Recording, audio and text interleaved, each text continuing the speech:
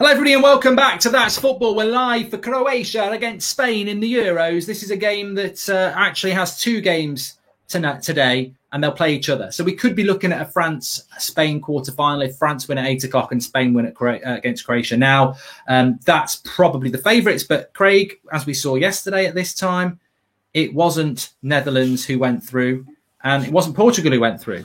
The Netherlands went out. So Croatia, no Perisic against Spain, who seem to be growing into this tournament. What's your initial thoughts on this game?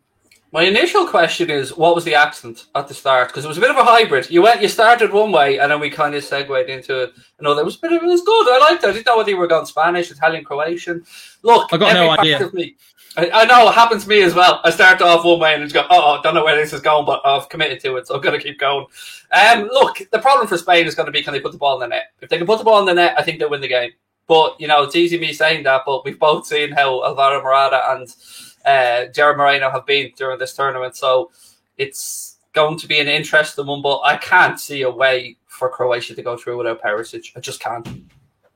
Somebody just said there, it's really weird because I've literally just watched you on a split screen with Fabrizio Romano and now I'm watching you on a split screen with Craig. You know what? It's like winning the Premier League and being relegated in the same afternoon. It's tough, but look. Very harsh on Fabrizio, that, mate. Very harsh.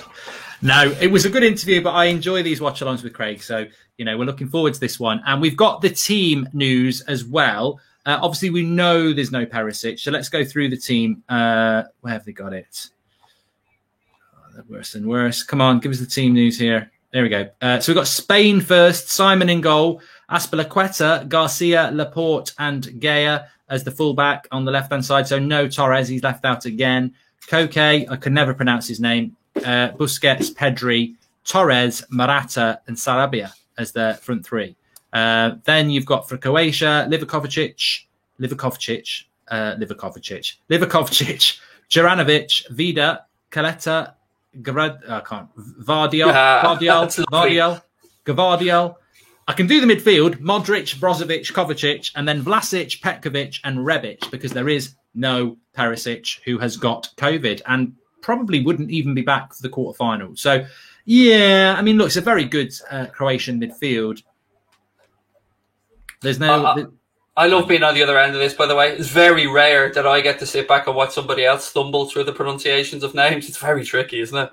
I know, it is. Especially, yeah, I hope Croatia go out because then I won't have to do it in the quarterfinals. But I don't know. Look, this is a game where you could see an extra time. Obviously, this is a game where you could see a shock. But I have a feeling Spain are growing into this tournament. I'm going to go with a 2-0 win in this, Craig. To Spain or Croatia? Yeah. I think Spain are going to get this today. I've just had I've not enjoyed Spain through this tournament, but I think they are growing. And look, I've got to get behind England, of course, because it's my country. So I think I've got to be fair to Spain, and I think that they might be a team that grows. And I wouldn't mind seeing look, I really hope Switzerland give France a game tonight, but I'm more confident of Switzerland giving France a game at 8 o'clock than I am of Croatia giving Spain a game tonight. Maybe I'm being a bit naive there. Yeah, look, I don't want to sleep on anybody anymore because I was a bit disrespectful towards the Czechs and they managed to see out the game against the Dutch. I didn't see that coming. And Portugal, I thought were going to put up a better fight really against Belgium, who I thought eased their way through that one. So it's hard to pick. And then Italy the other day, I was expecting them to steamroll Austria and they didn't. I'm just going to keep messing around my camera here, buddy. Sorry. I'm just trying to... Essential Eric, just while you're waiting, says, Mark, your life depends on scoring a penalty. Are you going for Morata or Timo Werner? I'll take it myself if my life depends on it. And I wouldn't back myself, but I wouldn't put my life in the hands of Timo Werner. We've got an Oompa Loompa now. I bet you were better at your work, Craig. Still trying to figure out the colours here.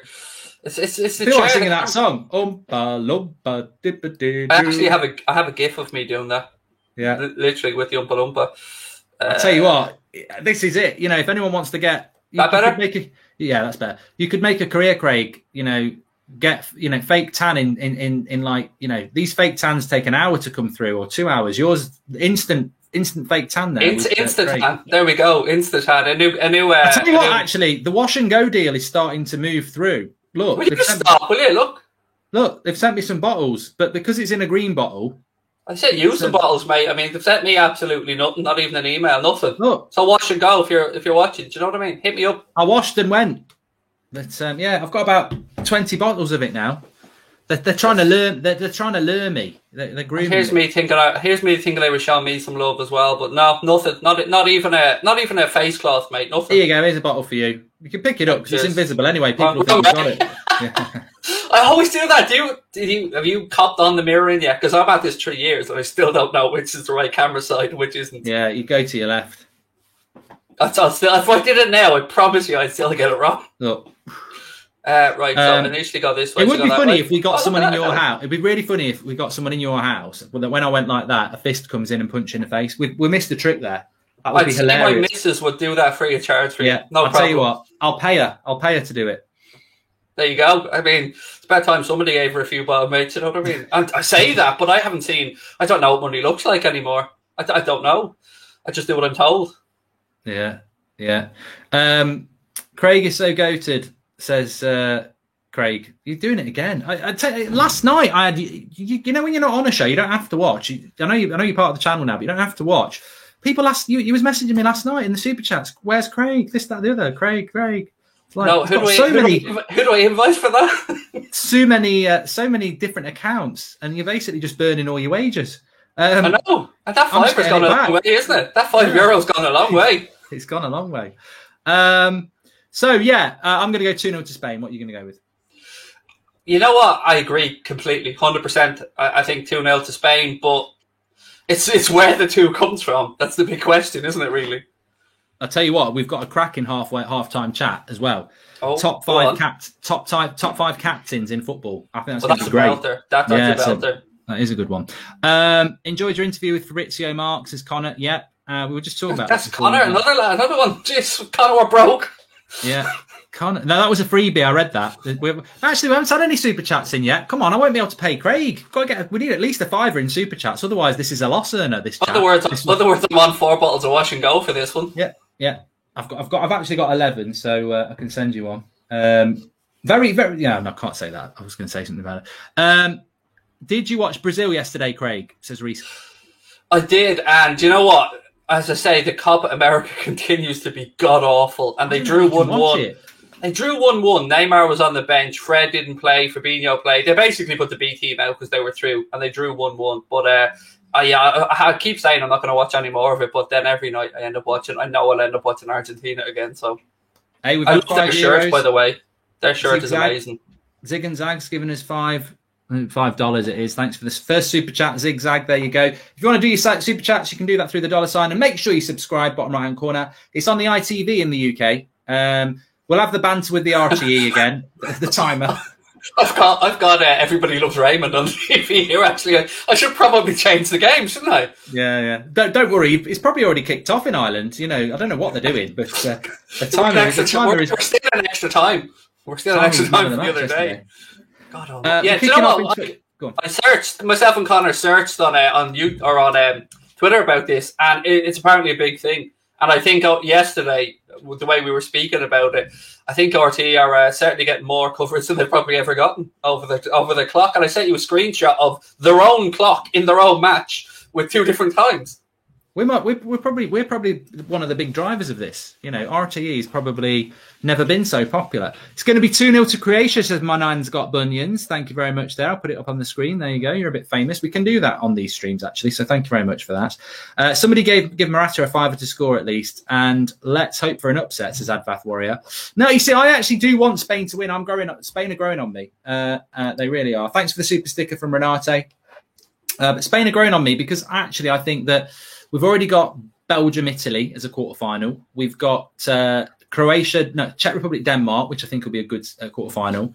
I'd like to see France, Spain. And then obviously I want to see England against Sweden or Ukraine. Oh, only a day to go. Mundo Sporto, that's your channel. That must be Connor. Well, it's my channel for now. Let's just say for now. It could be gone soon if the contract sign. If I signed the thing. Grealish confirmed to City after the Euro, says Anthony. Look, Romano says not.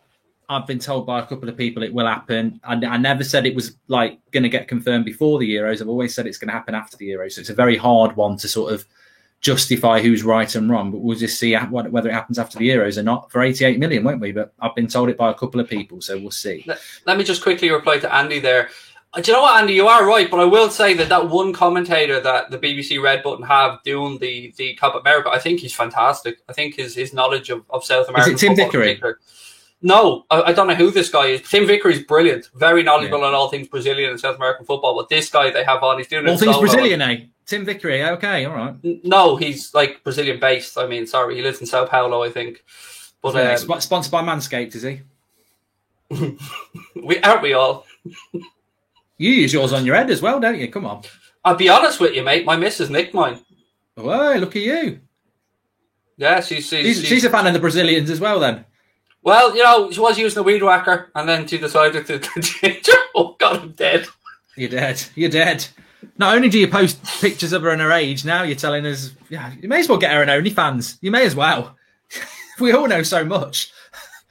That's my market. That's my market. She's not getting that. I'm the only. I gotta have the OnlyFans account, the Oompa account. Mrs. Scapes. It's a whole new thing. It's a sophisticated pig. You know, Manscaped. Why are you being so sexist, Mrs. Scapes? That's the next one. There you go. And do you know what? We can get her to do the fake tan, the Oompa fake tan. Trim your bush. You know. There you go. Oh God, we're both dead, mate. We're both on the sofa. Yes, it's all right for you though, because you're like a Dracula anyway, isn't it? You're awake at night, so. Yeah, we just pass by each other as I'm getting into the bed. She's getting out of it. As long as she's getting out on her own and there's no one else getting out, you're all right. That's true. Yeah, that's true. Yeah. This has gone a very strange direction very quickly. This is what happens when you go live half an hour before. Anyway, smash a like on the video, everybody, and get involved. 5 o'clock kickoff between Croatia and Spain. I actually am feeling quite good, actually, because I think, you know, this football has been relentless. And I was like today, I don't know whether it's the England game on the horizon or not, but I'm actually quite looking forward to these two games today. I don't know whether it's because it's a weekday and football on a weekday feels like a little bit like it's like having a Chinese takeaway on a Monday night, isn't it? Instead of you used to having it on a Saturday. So maybe it's having a couple of games on a Monday that's got me feeling excited. But I'm looking forward to this, and I am willing to give Spain a chance. I hope that they can perform. I'm not a big fan of Croatia. Obviously, they knocked England out in the World Cup. But I've not been impressed with Croatia, and I do think Spain will win. Ole Gunnar Solskjaer says, Mark, please call me. And Jim White, Sky Sports, Gelotai, breaking news, Croatia 4, Spain 2. I don't think that'll happen. Modric is still a good player. Yeah, I like Kovacic and Brozovic. Gareth Southgate says, I'm getting a new contract, lads. After we win against Germany, anyone know of any undiscovered decent English right-backs or CMDs, says Gareth Southgate.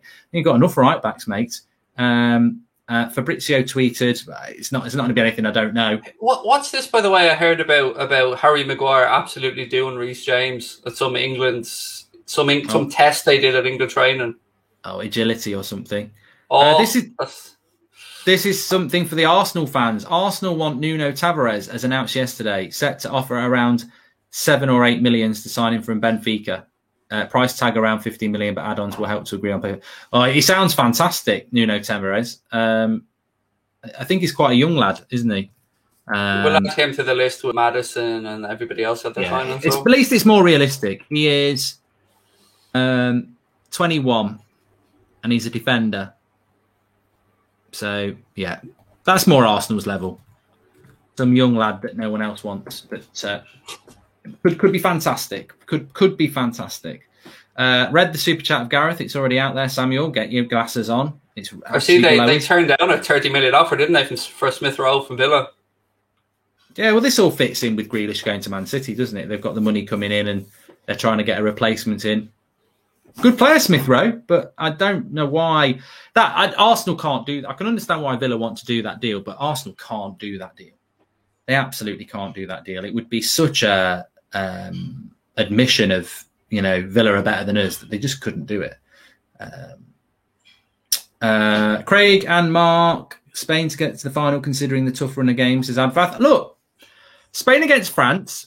What do you think, Craig? Spain against France. You'd put France as favourites, but it'd be a little, I'd give them a good chance. So, but they've got to get through this game. It's a big test for Spain today. This is about their credentials. Are they going to have a good tournament or are they not that good? I still can't make up my mind on anybody in this tournament. Just as we think we get to grips with somebody, they either play really well or they play awful, and we're all questioning ourselves again. So, you know, that's what makes tomorrow's game between yourselves and Germany all the more intriguing. Because, you know, I actually think if I was to stick a bet on it, which I will be, I'm gonna back you lads to win on penalties. Oh, mate, if this, I tell you what, this Craig there, that's me tomorrow night if it goes to penalty. There'll be no hair left. There'll be none. That'll be gone. I won't be able to. I found it hard enough against Colombia. With Germany, it's like, you know, ramp it up by 10 because it's Germany in a penalty shootout. You know, it's everything comes flooding back. Stuart Pearce, Chris Waddle, Gareth Southgate. You know, Pizza Hut. Yeah. I'll tell you what. I saw that advert the other day. If anyone that wasn't aware of this, I think it was 97. There was a Pizza Hut advert, and it was Gareth Southgate, Chris Waddle, and Stuart Pearce. And they're both Waddle and Pearce are taking the piss out of Southgate, who's got this brown paper bag on his head because he missed the penalty. And I found it very cringy at the time. But when I watched it the other week, I was like, if they try, imagine like, I don't know, Mount misses tomorrow night, and then a year later he does an advert taking the piss out of himself. You would not get away with that these days. Football's had good and bad things that has changed over the years, but you wouldn't get away with that now, Craig. Imagine that. Imagine if a Liverpool player did it after missing in a final. And, oh, yeah, take the piss out of yourself to get sponsored by Pizza Hut. That is one thing that's changed. I think people are a lot more serious about their football now, especially with social media. You would not get away with that. And a player wouldn't do it. I love a bit of self-deprecation. I love a bit of that. Honestly, it's one of my favourite things. I wish more people would take the piss out of themselves and stop taking themselves so seriously. But, yeah, you're right. I mean, brand Sterling or brand Mount or brand Henderson, there's no way. Cheers, man. Great for all the great content. Thanks, pal. Thanks for the super chat there. That's the wages covered. Yeah, I mean, I tell you what, be typical. I think England will get knocked out tomorrow because I think I was saying last night on my Twitch Euro chat that I wouldn't put England's chances anywhere above 30% on the goldometer. I think it's, you know, there's a chance, but I think you can't ignore history. You can't ignore the fact that, you know, they psychologically they've got it on us. And I know it's a different set of players, but the English will be. You're aware of your history. And I think it will be very, very difficult. But wouldn't it be just typical if Switzerland came out with the massive shock tonight, knocked France out, and then for 24 hours, England fans will be going, we're going to win it. We're going to win it. France are out. We just got to beat Germany. And then we won't. Do you remember the ad? I think I've seen it on Twitter a couple of times. The 2 World Wars and 1 World Cup. And then the young lad and his dad get into the lift. Do you remember that ad? Oh, vaguely. Yeah, it's so they're coming out of the hotel room, 2 World Wars and 1 World Cup. The dad's teaching the son, you know, the banter for the stands, and the lift door opens and it's all crammed full of German football fans. And then the dad just puts the hand on the shoulder. The son goes to talk and he just puts his hand over his mouth. It's a big rivalry. I mean, there's not many big international football rivalries, but you have to say England, Germany, it's right up there with maybe you guys in Argentina. You two are a before-after picture of my Manscaped balls, says Gavin Blake. Thanks for that. We won't put that super chat up on the screen, but there you go. Do you use the deodorant, though? That's what I want to know. Do you know what I mean? Do you use it? Because my missus said to me, I don't know which one would be worse, a mouthful of sweaty you-know-whats or a mouthful of... You know, we really should have been sponsored by Manscaped for this stream because we've talked about it so much and we're not getting any peas for it. Is there such a thing as a post-brand deal? Yeah. Gareth Southgate says he's going to bring it home. I'm not getting a contract for nothing. But look, I tell you what, I really like France because I like Varane and I like Pogba, and I do like Mbappe. But Kante. And Kante, yeah, I love. Oh, everyone loves Kante. He can do no wrong. As we said, yeah, he's a great man. You could be going to bed tonight, passing your wife as she gets up, and you get into bed. Kante comes past, just gives you the high five, and you just give him the high five back. Little slap on the arse as he's gone past. Yeah, good performance, Kante, man of the match. Yeah, covered a lot of ground there, mate. Well played. Yeah, went all night. Mark, who do you feel more emotionally connected to, the England national team or Manchester United? We'll come back to that one. In fact, we'll put it up on the screen. But what I was going to say is that as much as I like France, I think for the tournament, how exciting would it be if Switzerland knocked them out tonight? I don't think they will, but I would. For the tournament, I would love it. I wanted Portugal to win last night, but actually after the game, Craig, very quickly, I was quite happy because I was like, Bruno's played too much football. He's got 2 weeks extra off now. I've got to think about United. But I'd love to see Switzerland beat France tonight for the good of the tournament because you wouldn't be able to predict a winner of the tournament. That would be massively exciting, and we're not even hit the quarterfinals.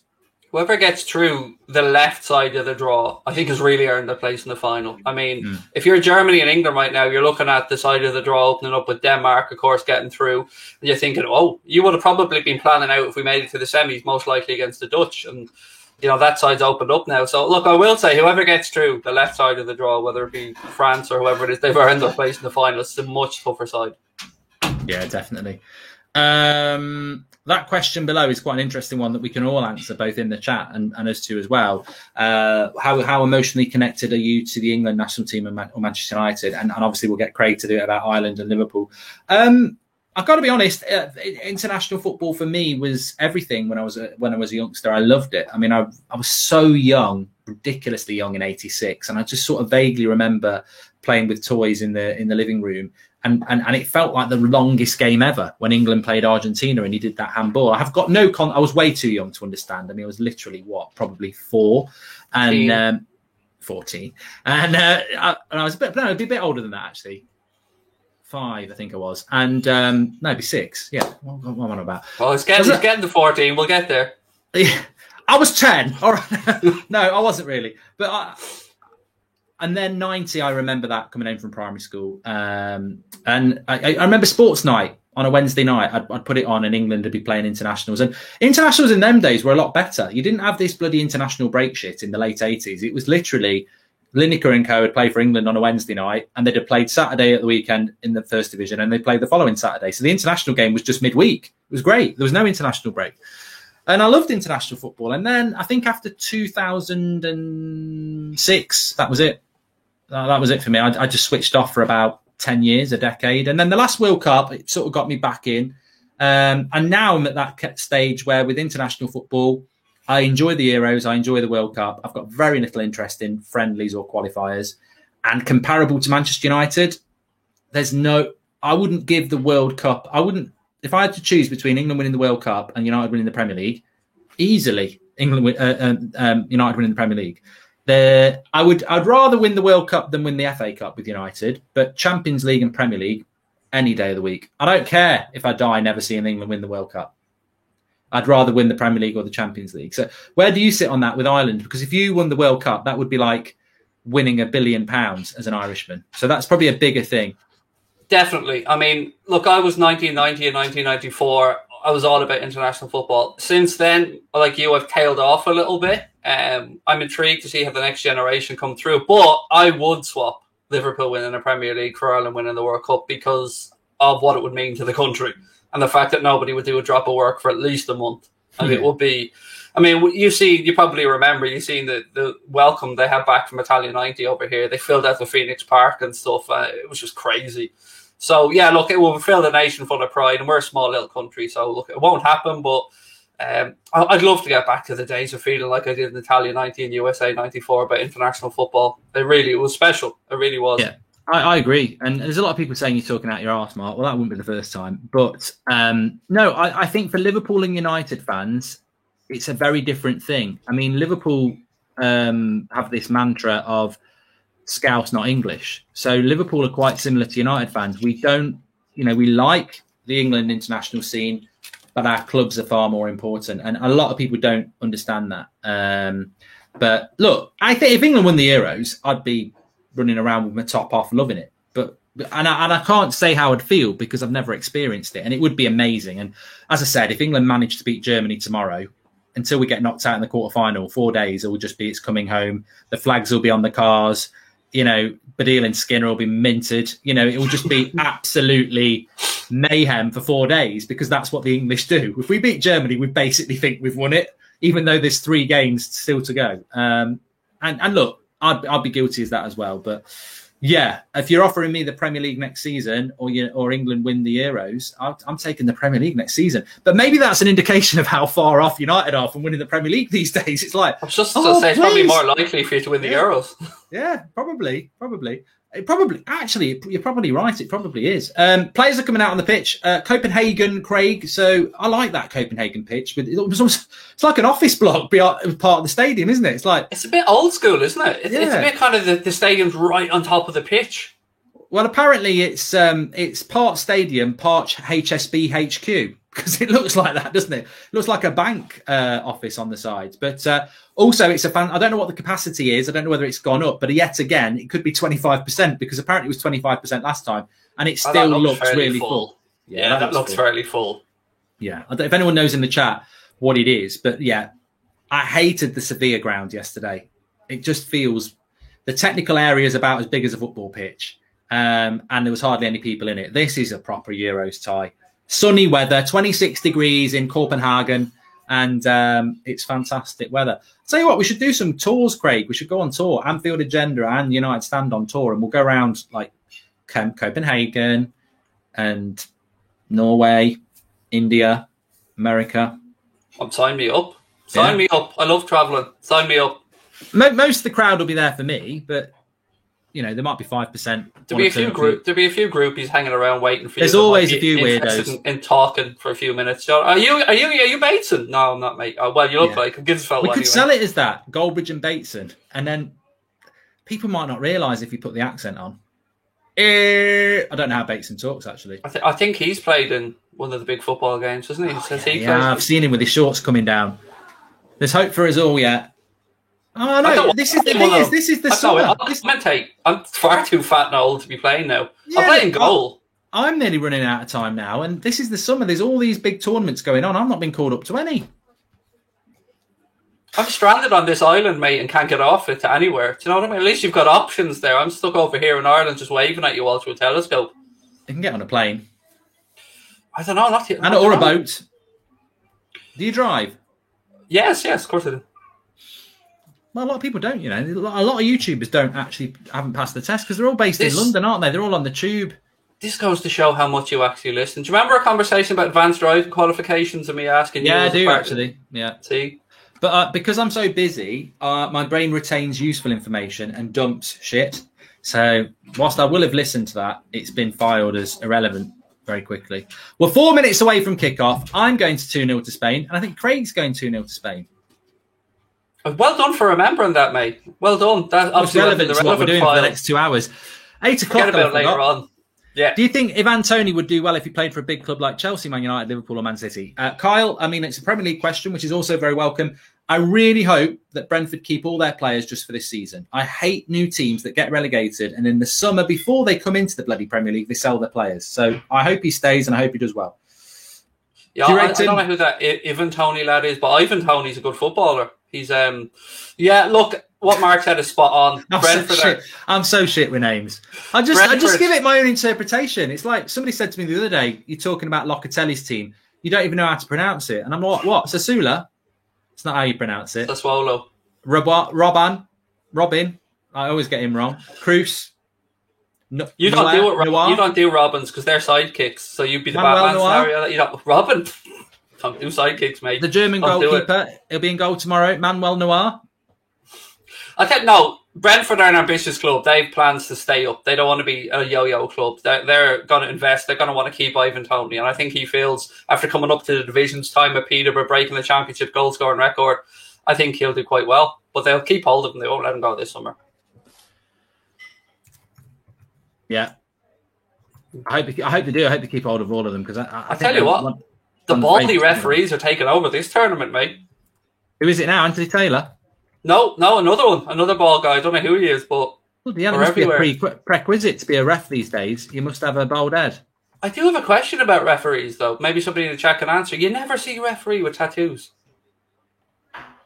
There isn't really a question there, but I think they can have them. It's not that you can't, because I remember when I went into the police many years ago, you weren't allowed to have them. And then by the time I'd left, people were walking around with neck tattoos and everything. So diversity, you see, you can't discriminate against tattoos. They used to do it on height.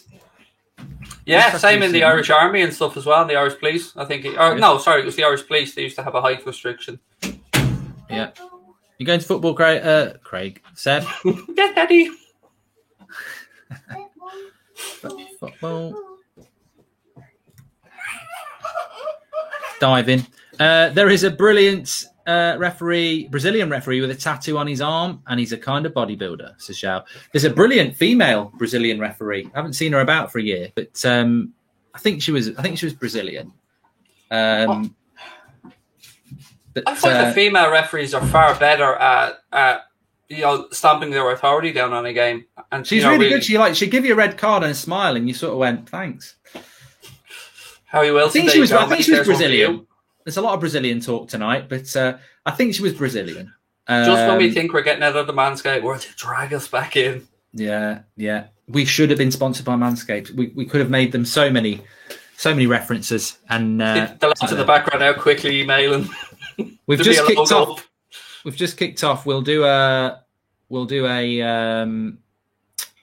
sync in a minute. We'll do sync. We sync the timer a lot just to banter RTE, who I think hopefully have got their act together tonight, but we'll see. So I'm just about to hit 18, 19, 20 seconds. We have to sync anyway, so me and Craig are the same, but I'm 22, 24, 25, 26, 27, 28, 29, 30 seconds in exactly. I'm 3 ahead of you, but heaven knows what that means in real world time. Well, I'll tell you what. We'll do it on what's happening on the pitch. When the ball goes out or something, I'll tell you. At the moment, it's with the left back. Right back now for me, carrying it into the Croatia half. Right. Yeah. I'll tell you as soon as something. Busquets now. Yeah, you are a little bit ahead. You might want to pause that for a second. There you go. Spain play in white. Yeah, why are they in white, by the way? There's no reason they should be wearing white, is there? Well, I can hear someone's commentary. Have you got yours on? No. It might not have been that. It might have been the radio in the kitchen in my house. Well, Croatia playing red and white, don't they? So I suppose Spain couldn't be in their home kit, but they could have definitely been in their red kit against the black kit. Sometimes they go extreme, don't they, with the whole, we don't want a kit clash. There's no reason. Oh, keeper, very good off his line there. What's his name again, the keeper, Mark? Your man. Your man. Numero uno. Yeah.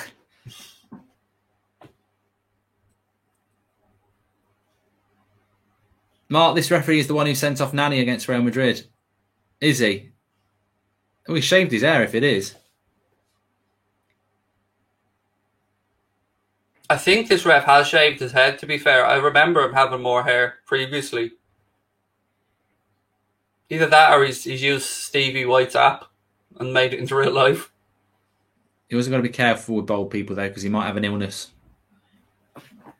The odds of him refereeing at a very high level. Yeah, probably hasn't, but Phil Jones, 10th year at United, excited for his testimonial, says Amy.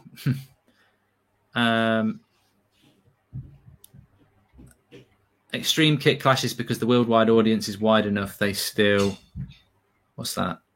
They still account for the number of black and white TVs still in use in some areas, says Chris. Really? Does anybody have a black and white TV now? Is it that, or is it maybe people that perhaps are colourblind? I would imagine it's more perhaps colourblind people. Yeah. It's funny though, actually, because I was thinking about this the other day. I mean, I'm old enough to remember black and white TVs, and it was always the TV you got that used to go from room to room when you were ill. Like, I don't know whether people do it anymore when you're ill and you're in your room for a few days. So when I was a kid, we used to get the black and white TV brought in, which was fine. You know, you could watch a bit of Neighbours, Sons and Daughters, and all that crap. The best thing was when the snooker was on. It was a bit of a problem then. A black and white TV watching snooker, it's a real challenge, that one. But yeah, but moving the TVs around back in those days, mate, you'd need a team of builders. They were that heavy to get the old televisions around. Yeah. I remember when our first house in 2006, we had this like Panasonic grey thing. Oh my Christ. It was massive. Unbelievable. It wasn't even that big a screen either. It's probably about as big as my laptop screen now, but everything behind it was like a tank, and it weighed like a tank as well. There was some of them when the first flat screens came out, and they were like arcade games. The back of them was that big. They were huge. And now you could walk around with a 70-inch under your arm, like they're that light.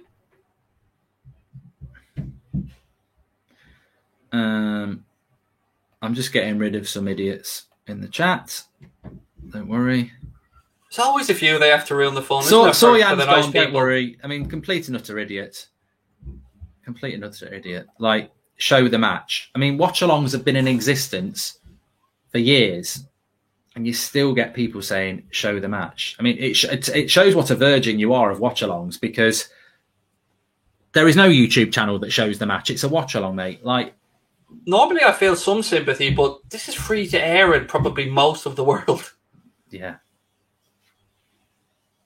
Like Shane Healy said, there's always a few see you next Tuesdays.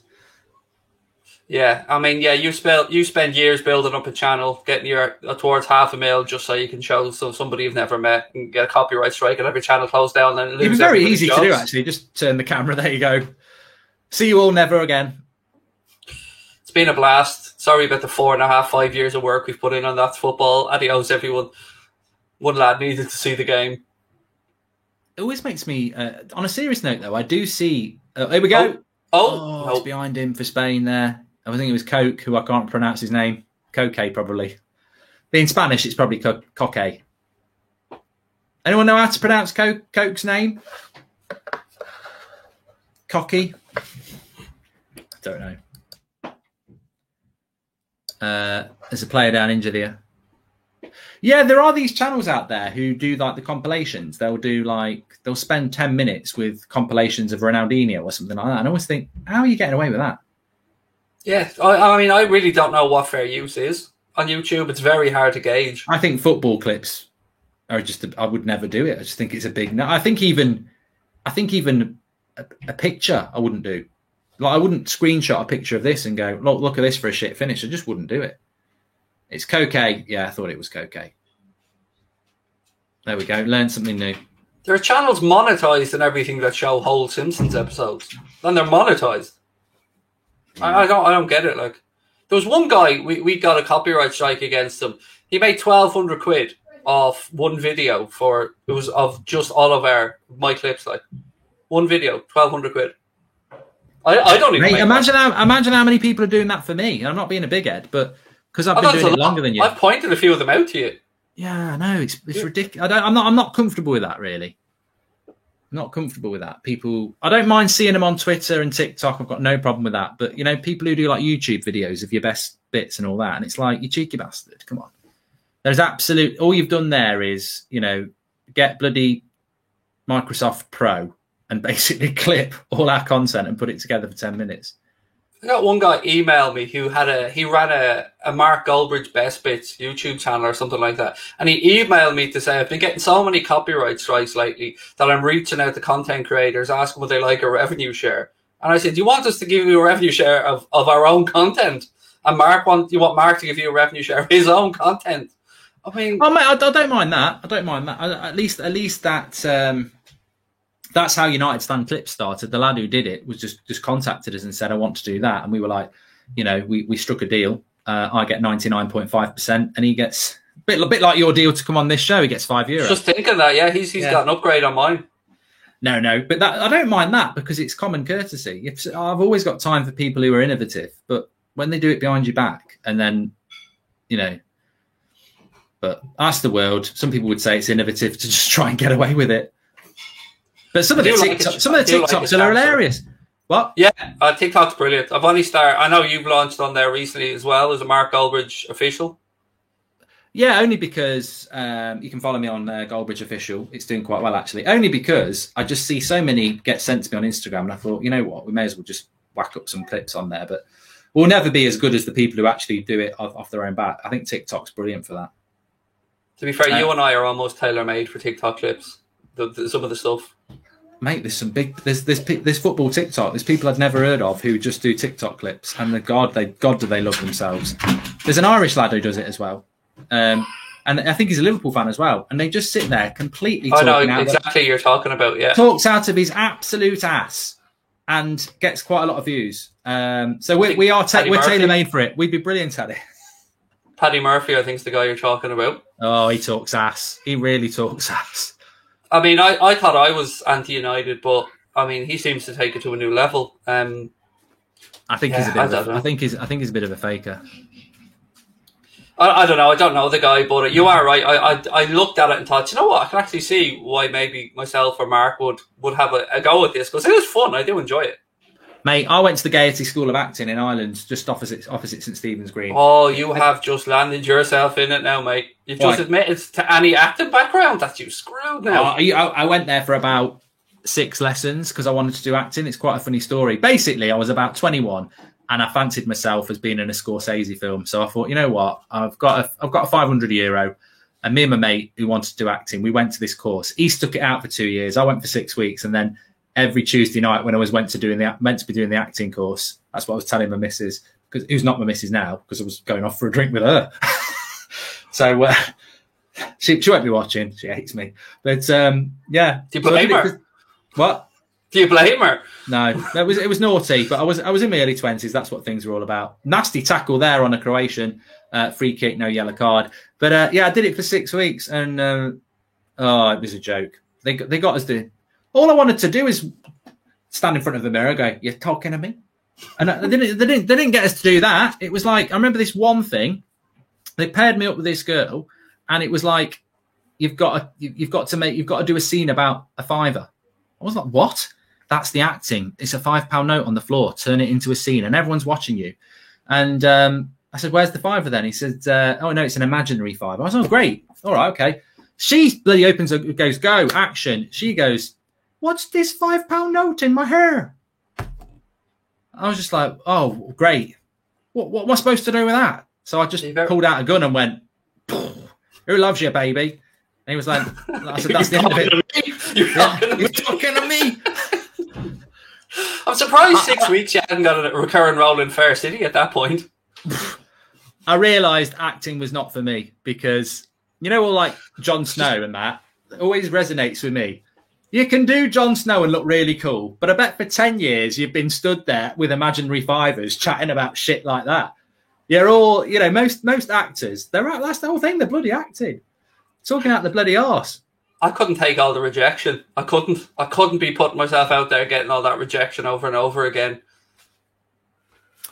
Anyway, yeah, so I did a little bit of acting. I've seen what these, what they call thespians. Get that right. Thespians. I've seen what they're all about. And I can see an actor and bloody mile off in our industry.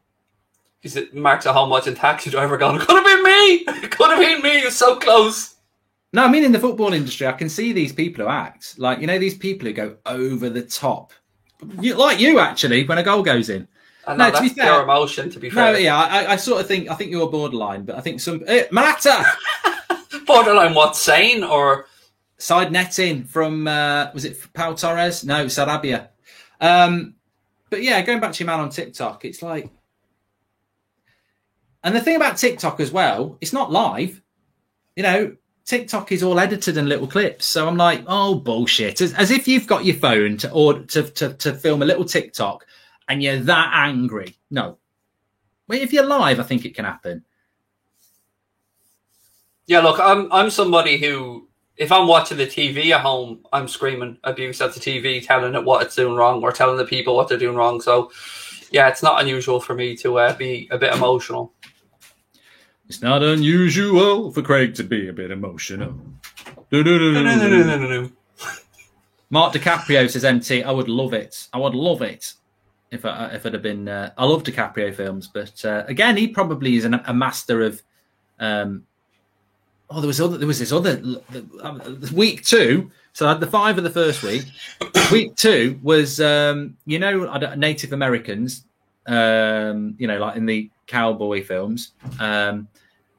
We had he wasn't even a Native American, he was just some Irish guy from Tala who was an expert in Native American dancing, and that was week 2, and we were basically going round in a circle for the whole hour going and it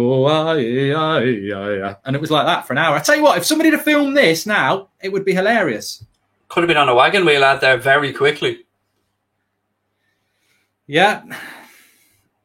I mean, my tip to anybody who fancies themselves as the next Brad Pitt or De Niro is that the world of acting is not what you think. I mean, they really seen you come on for that 500 quid, didn't they? Yeah. 500. You get not even a real fiver, like. Nothing, no cash back on that one. Also, I paid €500 for this bloody course. You could at least have given us a real €5. How much is a pint in Ireland now? About €212. No, it depends. I've seen people paying up to 11 quid in Temple Bar after 11 p.m. for a pint of Guinness. Yeah, it must be well over €5 now for a pint in Dublin.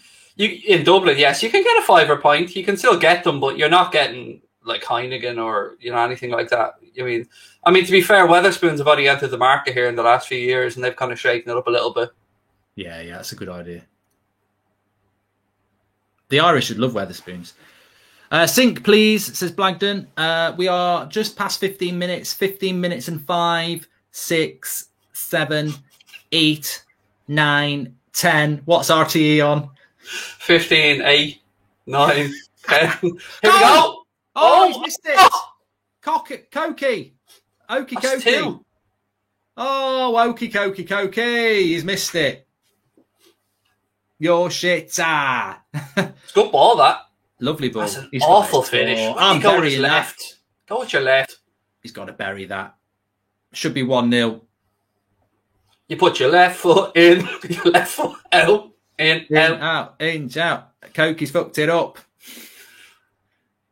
But Spain have started off quite well. Croatia are definitely the underdogs. We had a question before about Switzerland beating France. I mean, France have not played particularly well in this tournament. Hopefully there's a chance. Timo Koke says to Punch. And make sure you subscribe, bottom right-hand corner. Thanks, everyone, for tuning in. Thoughts on Matt Hancock, says Felix. I don't really want to get into the politics of it, really. He's had an affair. I don't agree with that sort of thing. And it screams fake to me, by the way. What? It screams fake to me.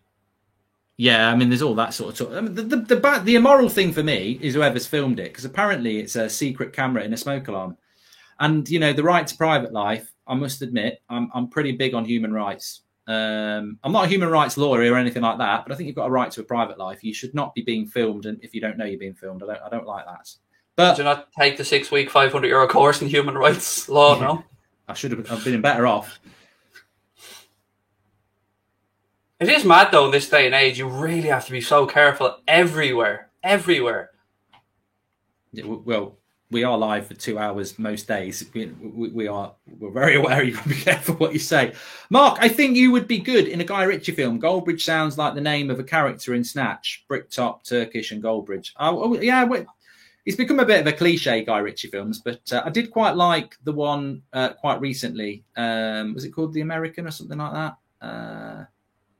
With Hugh Grant in it. That was quite good. I don't think it was called The American, but it's quite good. Somebody will know the name of it. Nice ball. Croatia in down the right. Yeah, he's refused the cross. Yeah, all the rhythm's gone out of that attack now. Jamaica want Mason Greenwood to switch nationality. You've got no chance, Owen. Well, I say you've got no chance. You never know. But I think he's a generational talent. Yeah, it'd be an awful shame, wouldn't it, to lose a generational talent to another country like that? Awful shame, that. Was he born in Jamaica, Mason Greenwood? I don't believe he was. Doesn't mean he couldn't play for them, but I would say Declan Rice and Jack Grealish were both born in England. The Gentleman, it was called. Very good film. Well worth a watch. If you could be in one film and why, what would you be in? Oh, I'll tell you what. I'd love to be Kevin in Home Alone. Nah. I'd like to be in Jaws. As much as I hate sharks, what a film to be in.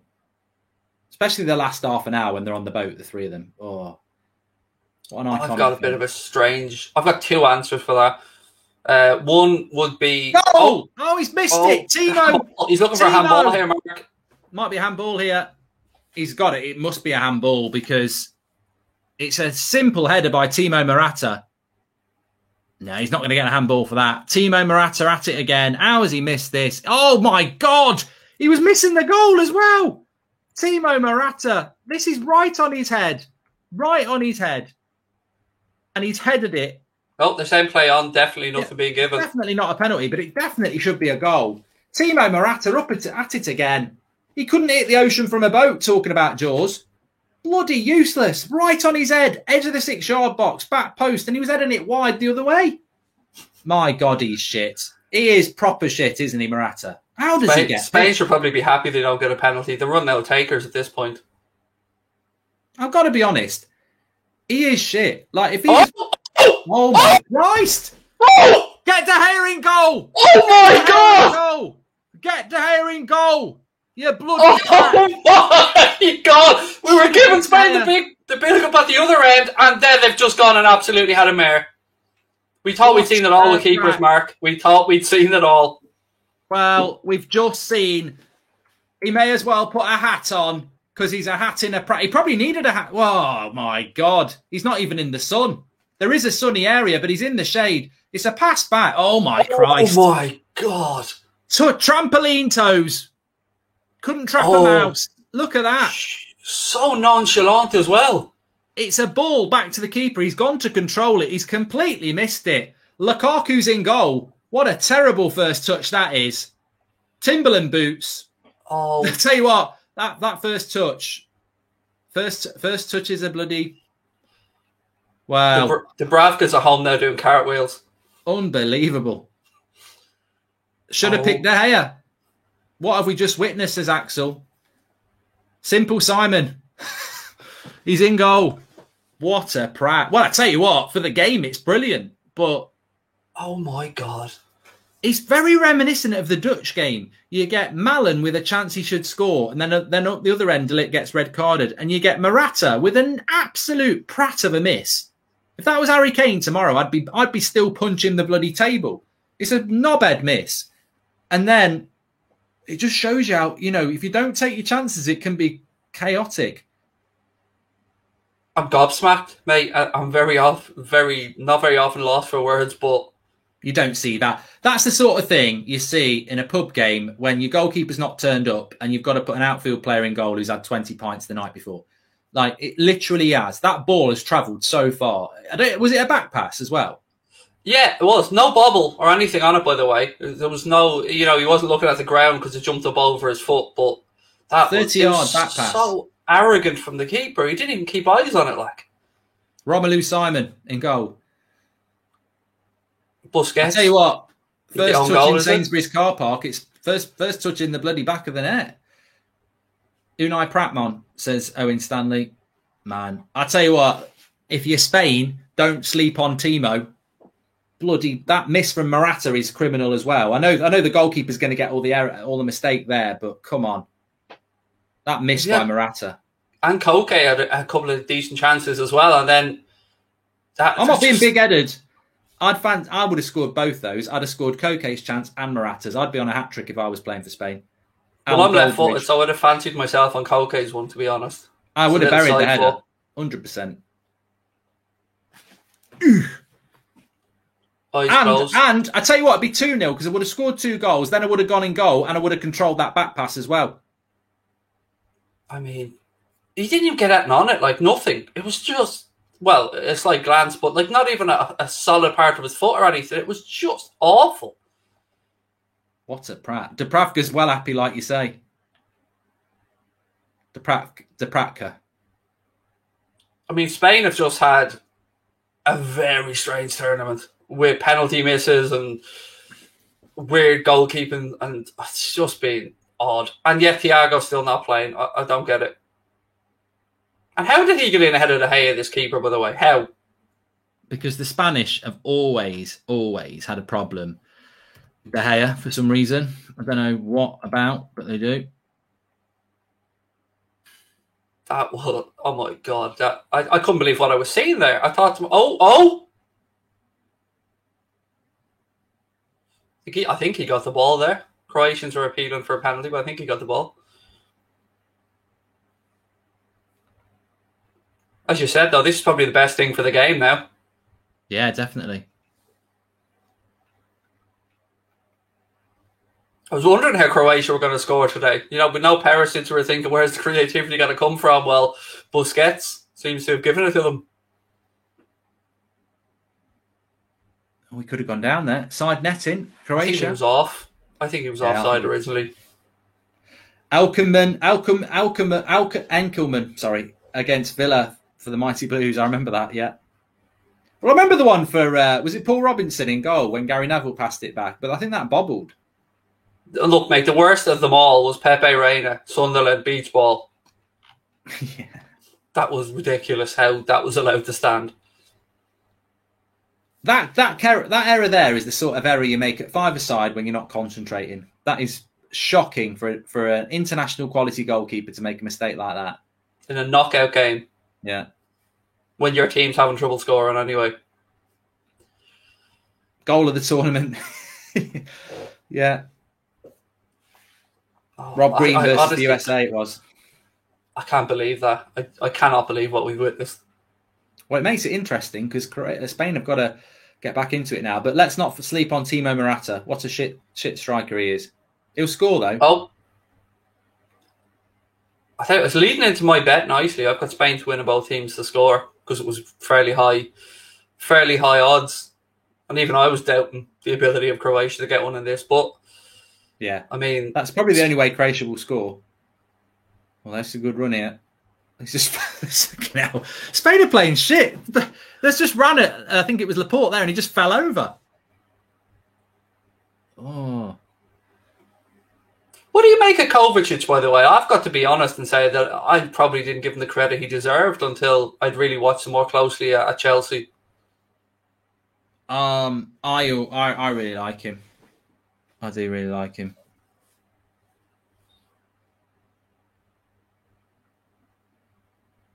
So Croatia, 2 attempts, 0 on target, and they're 1-0 up.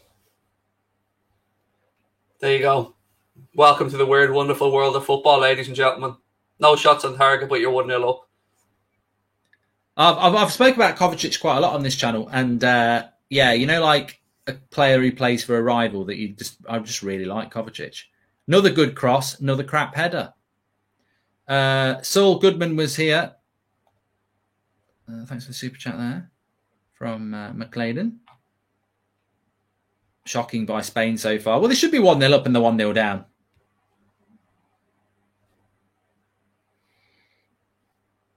Here it is again. Look at him. He actually moves across towards it. Oh, the more I look at it, it's a goalkeeping OG. Surely it's hit his foot and gone in. But he moves across towards the ball. And look at the Croatian fans behind. Oh. That's awful. Must be strange celebrating that as Croatian. And then the camera pans to Luis Enrique, who's just sitting there wanting to headbutt that bottle of water. Well, we've only had 27 minutes here. Don't get too nervous if you're Spanish. I imagine that Ole Gunnar Solskjaer is the type of mistake Craig would have made during his days as a goalkeeper, says Matt Hayes. Not a hope. I did have a bit of a Dubravka moment, I'll admit to that one. I did have one I tried to touch over the bar and made a mess of, but not basic control like that, not a chance. Your first thing as a goalkeeper is to make sure you get your body behind the ball no matter what. It's goalkeeping 101.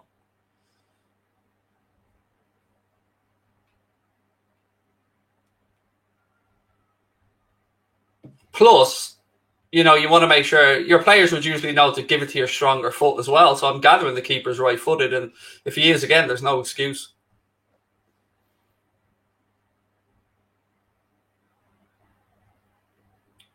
I still fancy Spain for this, by the way. Cheeky bastard. Jordan's just messaged me. I'm needed tomorrow. No, you're bloody not. England match. You kiss my arse. Jeez, I dread to think, ladies and gentlemen, what way he responds to my messages in real time. I mean, I'm going to have to tap into those cameras and the smoke alarms in his house. Cheeky git. I am no way letting anybody on with me tomorrow night, apart from the fan park. You nearly had a fit yesterday when I said I was doing the game, but I meant on my timeline you were, no, you're bloody not. Mate, we'd fall out. I bet we could be falling out afterwards. Don't forget, I'm going to be on with you at 8 o'clock or 7:30 tomorrow. Straight after the game. Yeah. Well, I might be delayed if we go out. I do have a German jersey upstairs. That's all I'm saying. I'll be prompt on time if we go through. I'll be unbearable. I'll be like, oh, I don't know who I want, Sweden or Ukraine. But yeah, this is the thing tomorrow night. England is Germany. I said to the wife earlier because, you know, she'll be watching it. Not with me. But I said, it's a 5 o'clock kickoff. She's like, I was hoping it was 8. So no, 5. She was with me in 2002, quarterfinal, World Cup, Brazil. Cheating on the poor Irish girl in tears. God bless her soul. God bless her. She'd been binned by then. 7 a.m. kickoff, Brazil against England, quarterfinal. There's nothing like, I tell this story, there's nothing like being absolutely hyped up. I was down at the Trent Bridge Inn the night before in Nottingham on the karaoke, pissed out my face. We've got to be up early tomorrow for the quarterfinal. We'll just go down to be social. This was like 7 o'clock. We'll just be social. Just a one. Midnight. Go let it out. It's coming. Don't go. I was just absolutely wasted. And then we're up at 5 o'clock hungover, back on the beer for a 7 o'clock kickoff in this pub. And then 8:45 in the morning out of the World Cup. That's a very sobering thing. 8:45 in the morning out. Hangover kicking in. Yeah. Oh, yeah. That must have been a tough one. I'll give you that. All right. Craig, can you take Jordan to your show tomorrow to banter England together? Says Thomas. That'd be quite funny, actually. Be a bit of a joke. Englishman, Irishman, Welshman. What was the joke? Englishman, Irishman, and Scottishman. The Englishman for the Irishman for the Scotchman. Those jokes were always quite funny, but really, you can't do it anymore. It's not fair. But let's be honest, though. They're the type of things that you won't do publicly, but you absolutely do with your mates. I haven't heard one of those jokes in a long, long time. When I was a kid, they were the most popular jokes. There's an Englishman, an Irishman, and a Scottishman. And depending on what country you're from, the person you disliked the most was the stupid one. Yeah. I think it was. Here's one for you. When I was a kid, I think it was always the Irishman, to be fair.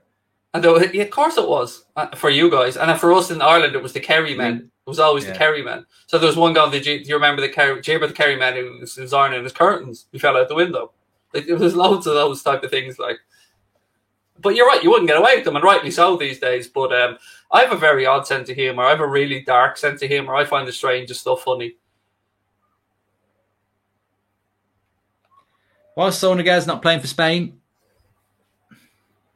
Probably the same reason Thiago isn't. Enrique just has his favourites. Is he on the bench? Let's have a look.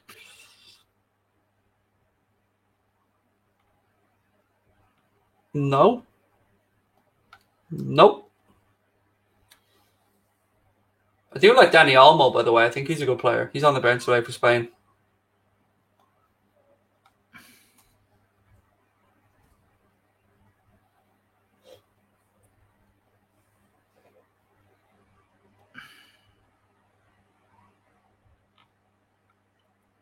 Gonna live in the city. Check United Twitter. They were blocked. I blocked them. Seriously? Yeah, I blocked them last year. They're not blocked anymore. I had that with Alex Goldberg, by the way. Did he block you? No, we had him blocked on Anfield Agenda, apparently. I don't run the Anfield Agenda Twitter, so I had no idea. So yeah, I had to contact him for my own one.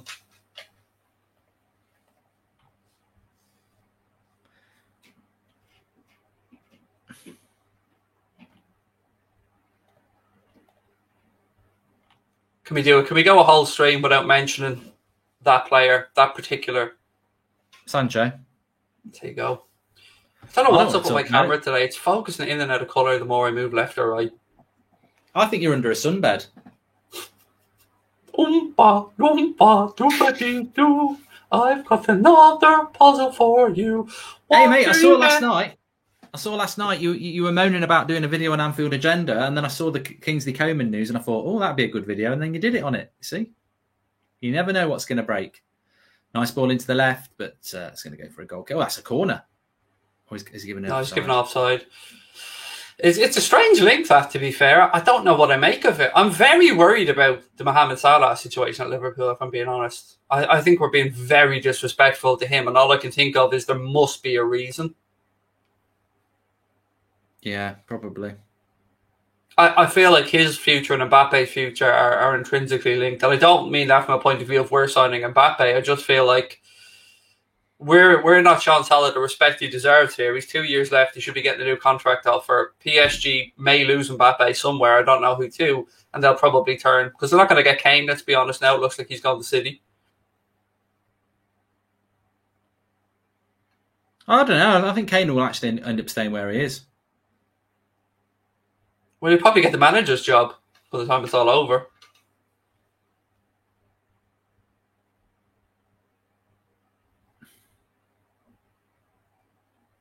Correct me if I'm wrong, any Liverpool fans watching. Was this the referee that was in charge when Trent took the quick corner against Barcelona? I have a feeling it was, and he had hair if it was him. Morata. Get Marino on. I know he missed the penalty, but...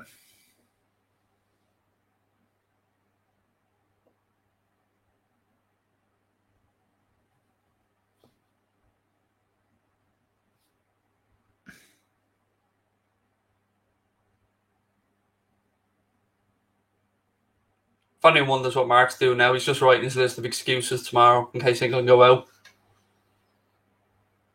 You what? You're just getting your list of excuses ready there tomorrow in case England go out? I tell you, I'm going to have a good night's sleep tonight. I was up late last night. I did my Twitch stream at 11, and then I went to bed. I watched. I'll tell you what, I nearly made I'm really tired today, and I nearly did it. I'm so glad I didn't make the mistake. I'm watching a good series at the moment, and I'm one episode away from the end of the season. And I was like, oh, this is really good. I've got to watch it. But it was 1:30, and I thought no. And I'm very glad. I got a toothache about 3 a.m. and I couldn't get asleep. I thought you didn't go to bed till 7 a.m. I don't. But I tried to, because I had feck all sleep yesterday, so I went up to bed at 4 a.m. nice and early. I thought to myself, right, I'm going to get some sleep here, and I ended up coming down and having to take some paracetamol, and I only got sleep at about 7:30. I mean, a lot of people, that's one thing. I'm always jealous of the guy from Twilight. Those Patterson guy. You probably never watched that. You've never watched Harry Potter, so. Deflection. That imagine if you could get. I mean, I like sleep, but imagine if you didn't have any sleep. You could live off no sleep. Oh, I'd get so much done. I'd rather be a bear, mate. I'd rather have months of hibernation, months of it, and then just plenty of time to sleep when you're dead. I can't function. I need to get sleep or I can't function. I'm very cranky without sleep. I'm the same. And you do need, if you can get 8 hours, brilliant. But there's a sweet spot, though, isn't there? If you can get your REM cycle right, there's a sweet spot somewhere. I think it's 3.5 hour rotations or something like that. This is being played in Copenhagen, Vignesh. Oh. Here we go. Goes wide. Keeper's come for it. Oh, your first touch there is shit, mate. Another handball show. Why did he go? Why did he not? Here we go. What a save. Goal. Oh, yes. 1-1. Lovely goal. Is it Koki? Okie Koki. No, I think it's... is it Sarabia? Sarabia with the goal. 1-1. No, it's not. Is it Sarabia? It is Sarabia. They had about 50 attempts at it there, to be fair. It was like a ping pong. What's the fuck? I'm giving up. It's like a bling, bing, bing, bing, bing, bing, bing, bing. One of them. Oh, Jordan just said on Twitter, I would love to. Me and Goldbridge are waiting for it. Raid the Tuesday watch along. You got no chance. You need the bloody. You've got no chance. It's a locked room. Oh, deflection as well, Mark. Deflected in. There. Yeah. Oh, I was going to say it's a great save by the keeper, and then he hits it. Would the keeper have made the save for this? I think the keeper might have saved the second one. Bounced off the keeper as well, has it? Yeah, off his head. He looks a right brat, doesn't he? Keeper reminds me of Kepa, by the way. 1-1 anyway. Good stuff. Spain have been all over them. I want Spain to win, but I think that goal's made it quite interesting. I tell you, anyone who had both teams to score in the first half would be delighted with this one. I think the goalkeeper for Spain did. Sarabia, that'll be first goal scorer as well, won't it, Sarabia? Because the other one was an own goal. Yeah. We've been very generous there, given that to Sarabia. It was 2 deflections on the way through. Please subscribe, bottom right-hand corner. Yeah, please do. I want to share this gold button if it eventually gets there. I'll shout this out at full time as well. Romano interview on the United Stand is very good. Romano's not bad either, but the interview is fantastic. If you want tips in interviewing, watch that. I knew it was going to be a short interview, and I covered everything. Some people would take ages on that. 40. Oh, Romano, Fabrizio, it's all about me. 15 minutes. Bang, bang, bang, bang, bang. You're so humble. That's not interviewing. I'm talking about that's something else. 15 minutes. I'd be quite happy with that. Bang, bang, bang for 15 minutes. But not quite that long. We're not N'Golo Kante after all. Yeah. Cross comes in. He's got great stamina, Kante. Makes a great cup of tea. De Gea needs to be in goal for this lot. This Spanish lot. We're closing in on 443,000. So please subscribe, bottom right hand corner. I just want to get 450,000 really. If we can get to 450,000 by the end of the Euros, I'll be very happy. So make sure you subscribe, bottom right hand corner. I could unleash the TUS army. I don't ever do that. I want a big signing video, by the way. I want a big deal made out of this. I want pianos. I want everything. If we get to 1 million, you can order your own. You could make your own out of a dustbin lid. Spray it gold. Well, we'll be changing the channel name, by the way. The Mark Goldbridge part of this was out the window. Oh, it pisses off Draughty anyway. He hates me calling it. It used to be called That's Football, and I changed it to Mark Goldbridge That's Football. And that'll be changed. That's going to be in the contract, mate. There's no more of this in me. But we're sponsoring. I'm going to give everyone a bit of a spoiler here. Corner to Croatia. I've got a really exciting project next season. You might have seen it on my Instagram and on my Twitter page. So I've linked in with Solihull Moors, who are a local National League team, and got a really nice stadium. That's Football is sponsoring the women's team, so it's going to be That's Football on there. See, I've not put Mark Goldbridge That's Football on. I've just put That's Football on there. Well played. And going to be doing a lot of sort of content with them during the season, and sort of like the idea is that it's like everybody's second team. And it's, I think after all this Super League stuff, I just had this idea that, all these bloody self-righteous people, I'm gonna start my own team, Goldbridge FC and all this shit. And that's fine. But I actually think there's so many teams out there that have been around for a long time. Why not actually put your weight behind something like that that's already got a ground, that's already got a stadium, that's already got I'm just giving different names of football grounds here. It's already got a history, and he's knocking on the league. I just think and they've got a fantastic away kit this season as well, which I've seen exclusively. So it's going to be good fun. So you can join me on that journey as your second team, Solihull Moors, this season. We're going to be doing quite a bit on That's Football. It's almost like he's still fucking talking in me's. Do you hear this, lad? He's still talking in me's. It's a we now. It's like Football Manager, but real life. We're going to be sort of, following the journey. Is it because it's not about support your local. It's my local. It's really, I've picked it because it's only down the road. I haven't got to travel far. But for you lot, it doesn't have to be your local. It's more about, it's not support your local. It's about having a second team. So yeah, if Goldberg's not getting big mileage money, it's about keeping it local. Yeah, accountant said not paying you any more mileage money. I'm fed up of you getting in your car, driving to Cornwall just to buy those Cornish pasties. You could get a cheap one from Ginsters. And I'm like, no, I really like the Cornish ones. So expect cycling with Goldbridge very soon. On the way down to Solihull Moors. Could be a cross.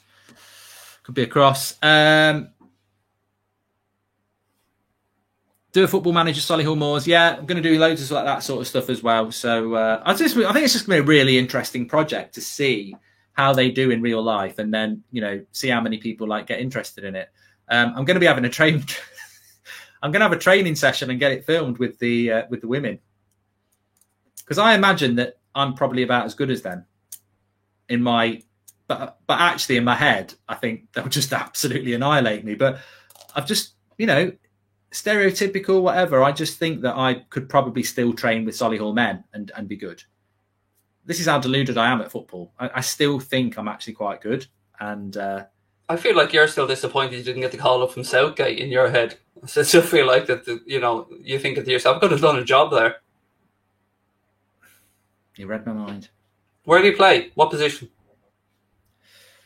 I could Probably do a better job than most of them lot. CDM now. That would be my position. That's where I ran the show against AFTV. Against all their... United Stand turned up for a game against AFTV. We had 4 people in the team that were actually off the channel. We thought it was meant to be like channel members. Oh, no. We're playing 11 players that have been scouted from the London area for AFTV FC. Goldbridge in the middle, running the show until it got called off after half an hour. Ball through the middle. Keeper's out there. Oh, he remembers how to kick it now, look. Yeah, he had to kick it there. He's thinking to himself now, but that's made up for the error. The thing is, De Gea's actually injured, so he probably won't get the place back now anyway. I did see a few clips from that game, all right. The game you're talking about against AFTV. You looked like you did well. You wound somebody up, which I always appreciate. I tell you what, I just couldn't believe it was like Christmas when he's running at me thinking he's going to nutmeg me. I thought, have I got mug written on my forehead? You may as well have put your cap on and put Pratt on it, trying to nutmeg me.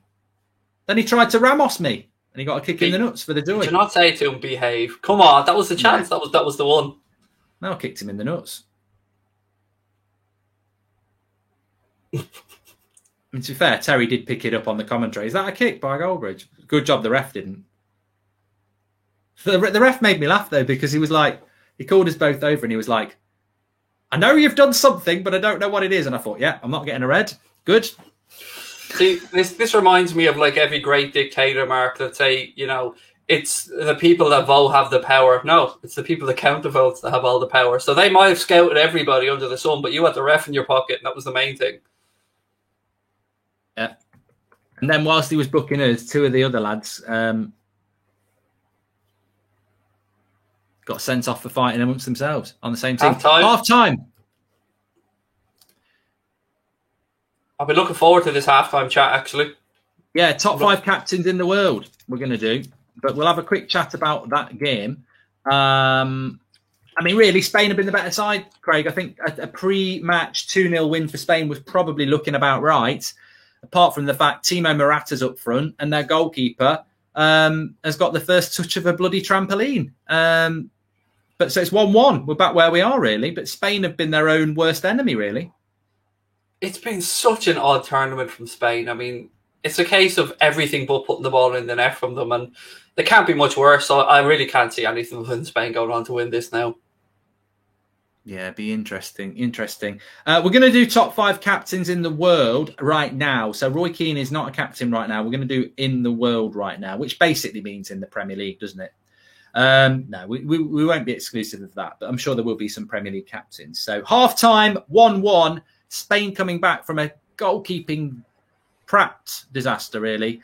And they've got the opportunity, of course, to go on and win it in the second half, which I think that they will. But the top 5 captains in world football at the moment, we're going to start off. It's going to be difficult for me, actually, this, because, well, I think captaincy is about success. I think captaincy is quite interesting, isn't it? Because I think when you're talking about captains, people are saying Mark Noble, but at the end of the day, your top 5 captains are probably going to be playing for big clubs because big clubs win things, and leadership is obviously very important. So I think that we are probably going to be looking at. We'll start with La Liga because a lot of people are talking. I mean, Sergio Ramos has got to be a consideration. Not a captain anymore. Who's the captain at Real Madrid? He's not going to be playing for them, is he? His contract's up, so. Oh yeah, but you know what? We'll count last season. Yeah, you'd have to have him. As much as I hate the fella, and I do. You can't argue about his success. Why do you dislike Ramos? Because he's that shithouse, isn't he? That if he's not in your team, he's like the Herrera or Costa or Suarez. If he's in your team, you love him. Lionel Messi from La Liga as well. He's captain Barcelona. You'd have to put him in as a captain. Absolutely. Yeah. Who's the Atletico Madrid captain? I've got no idea. Is it Koke or Saul? It's one of those. I feel it's one of those two. I could be wrong. Well, they won the league. I'm just saying they're probably worth a consideration. We're just starting off with La Liga here. We'll go through all the leagues with the considerations, then we'll get it down to 5. We've got Sergio Ramos and we've got Messi from La Liga at the moment. The captain for Atletico Madrid is Okikoki. Is it Oblak? Might be Oblak, says Gorav. Don't guess. I feel it's Koke or Saul. I feel it's one of them.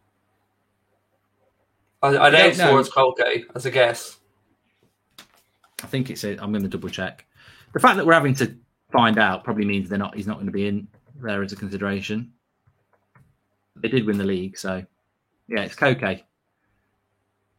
It's funny actually when you Google Atletico Madrid captain, it says Koke with a picture of Luis Suarez next to it, which is always great when they do that. Yeah, I'm not putting Koke in, and I don't. Do you want to put him in?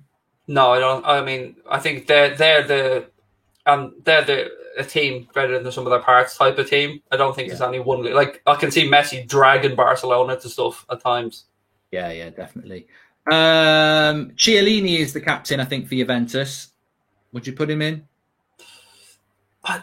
It's tough to say, really, because Chiellini has achieved a lot in the game. A fantastic leader. He's certainly under consideration, I would say, but it wouldn't be an automatic. What do we think, chat, about Chiellini as captain? Would we put him in as one of the top 5 captains in the world? Who's the captain at Inter? Is it Handanovic? Yeah, I don't know.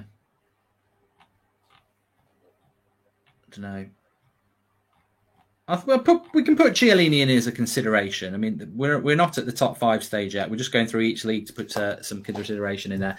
Any other Italian captains? Anybody that you would put in there as a consideration as a top 5 captain in the world?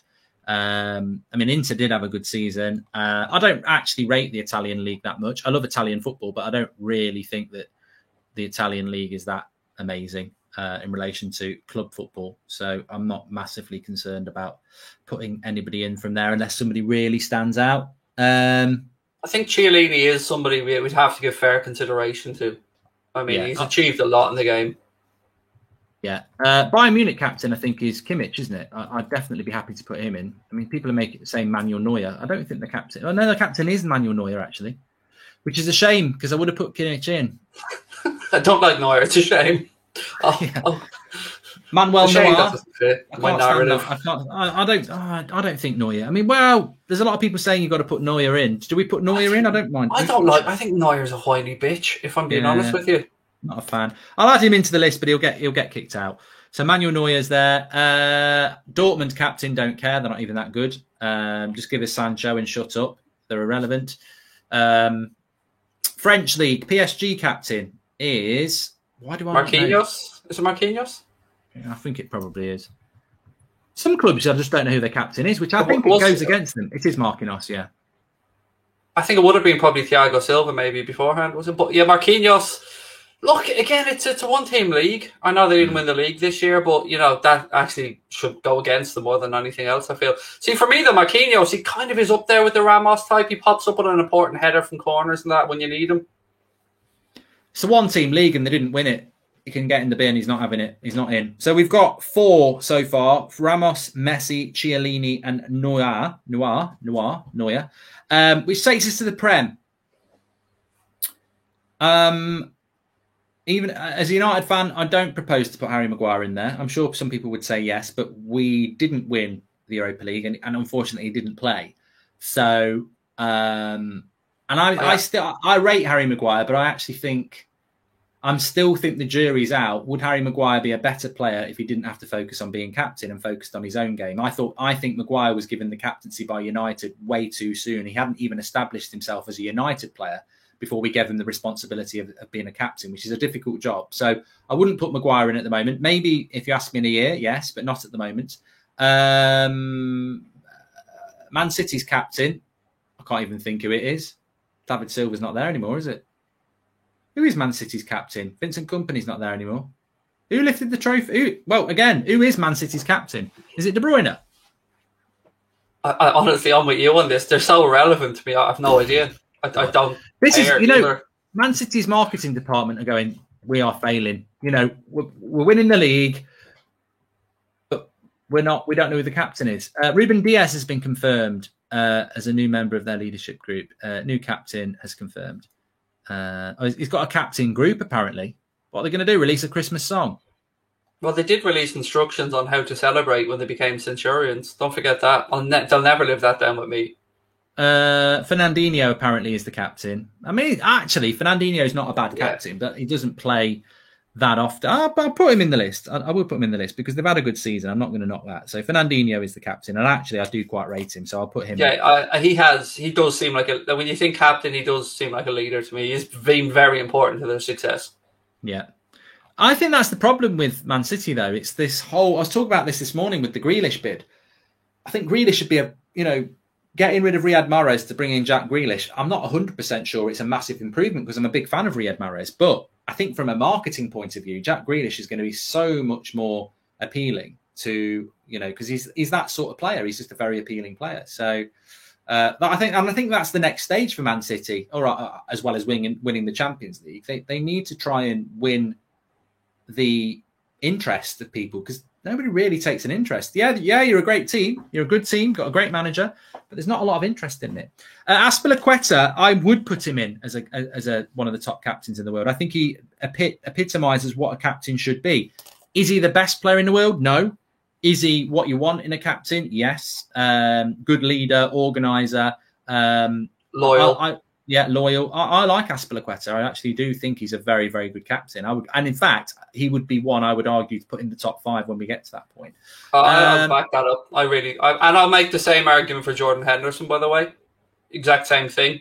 I absolutely agree on Azpilicueta, but I think Jordan Henderson is an out-and-out leader. I hate to say it.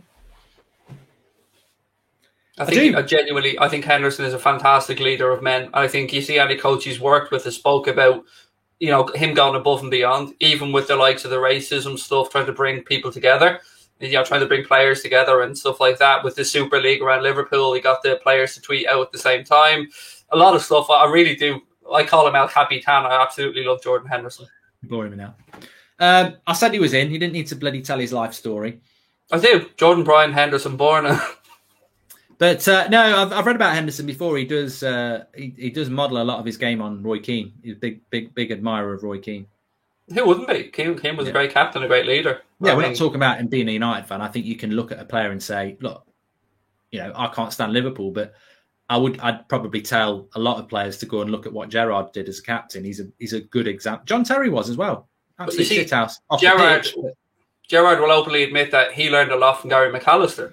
When McAllister had his time at Liverpool, Gerrard learned a lot from him, and that is what makes the greats, isn't it? Taken from those that came before. It's why when I become huge, I'll be so much more successful than you because I've learned what you've done. I've seen the mistakes. I'll come in then and do it my way, and there won't be any mistakes.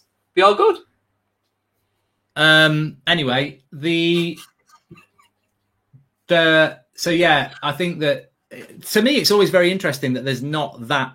I mean, if I was a professional footballer and I was 22, I was Declan Rice or someone like that, I would be looking at old clips of Paul Ince and Steven Gerrard and Roy Keane and John Terry, and I'd be going, well, it's a personality trait. I'd be looking at those players because we don't have captains like that anymore, and there's no reason why not.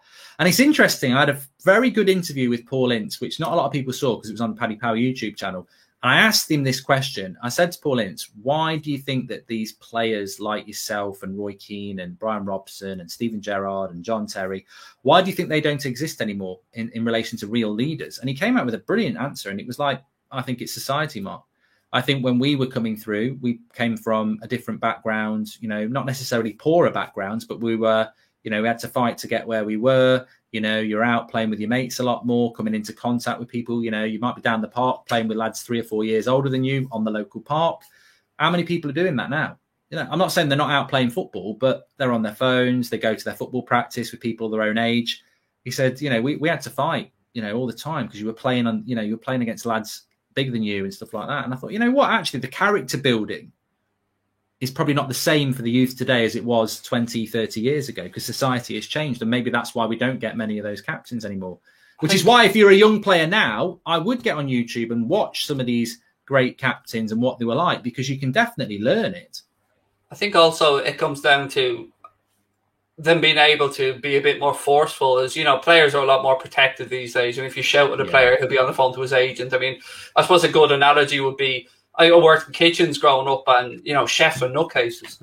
But you can't. The old fashioned school of chefing just wouldn't really be allowed these days. I think it's the same. There's no smashing teacups, or I think Alex Ferguson, maybe Arsene Wenger, were probably potentially the last of that generation of managers who had enough clout that they could call players out in a dressing room without them having a hissy fit, because they knew that whatever the manager was doing was for the right reason. So I think, it's a good shout that from Paul Ince, and I don't agree with him on a lot of stuff. Tell you what, one of the nicest guys I've met in football, and I wasn't expecting it, because, obviously he's got the governor thing, and he's probably the nicest. Well, I don't know if he's nice. We only spent like an hour together, but the chat was the most enjoyable I had. I just really enjoyed the chat. Kasper Schmeichel, I've put him in. I think he is a fantastic goalkeeper. You don't have to play for a big club to be a good captain, but Leicester have won things, and they've won leagues and stuff. So I think we're just about there. I mean, Harry Kane is a captain of Spurs. Would you put him in? I mean, he's a good player. I mean, Kasper Schmeichel, yes. Kasper Schmeichel's a leader in every sense of the word. Always at the forefront of everything. Very courageous in and around that tragedy at his own football club. You've seen him with the Danish national team as well. Absolutely leader through and through. You go to war with him, 100%. So we've got 1, 2, 3, 4, 5, 6, 7, 8 contenders, which are Ramos, Messi, Chiellini, Neuer, Azpilicueta, Schmeichel, Henderson, and I can't even remember who that is. God knows what I wrote down there. They're out anyway, because I can't read my writing. I'd say Azpilicueta should definitely make the final list, in my opinion. Yeah. As much as I hate him, Ramos should make the list. Yeah. Messi, I think, should make the list. I'm going to back Jordan Henderson. Just not biasly. I honestly feel everybody's work done, there's just the same about him. He's a leader. So that leaves Schmeichel, Chiellini, or Neuer. Schmeichel, sure. He's got to be Schmeichel. It's got to be. People will say Neuer because he's won Champions Leagues and Bundesligas, but I think the achievement. And also Neuer is doing it with world-class players. Schmeichel's won a league, and Leicester have consistently been fighting for top four for years now, and won a league and won an FA Cup. So the thinking persons would put Schmeichel ahead of Neuer because it's a harder job and he does it really well. So I'm going to put Schmeichel in there as well. So that means our top 5 captains in the world at the moment are Henderson, Schmeichel, Azpilicueta, Messi, and Ramos. And again, Premier League dominating with 3. There you go. Good. I enjoyed that one. If anyone's got any more top 5 they want us to do, you can let us know in the chat and we'll write them down. We'll probably be doing one at halftime in the French-Switzerland game. But hopefully Switzerland are going to get something in that, but we'll see. I'll tell you what, pal, I would go to war with those 5 men. I'll tell you what, that is some leadership group right there. Yeah. They could all play in the same team as well. Goalkeeper, right back, centre back, CDM, and Messi. Not too shabby. No. Which shows you can have captains in different areas. We've done top 5 managers before already, mate. So some of them will have been done before. Messi leads by example. Yeah, he's a player that leads by example. And also, I think there's different types of captains there as well. Captaincy can come in different ways.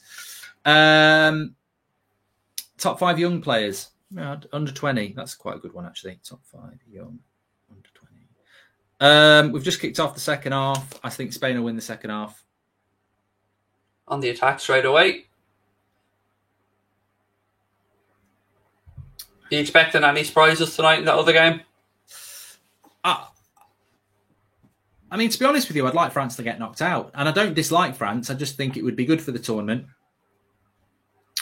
But I don't really expect it. Although Switzerland were very good against Turkey. There's one of those teams that, they when you look at the lineup, you actually go, oh yeah, actually they're not too bad. They've got 2 good fullbacks, haven't they? They've got Mbappé and Rodriguez. Top 5 non-English managers for England. Well, we've only had 2. Neymar, Eriksen and Capello. Sync, please. 46 minutes and 10 seconds. 11, 12, 13, 14, 15, 16, 17, 18, 19. 46 minutes and 20 seconds. What's RTE on? Spot on at the minute. I was counting right up with you there, but come back to me in 10. They have got a timer that loses it'd be like 200ths of a second with every second, when isn't it? There's something wrong. It roughly works out to about 13 seconds over the course of 45 minutes somehow. RTA timer. I tell you what, they're definitely not going to be putting up RT timer brought to you in association with Rolex. Not a chance.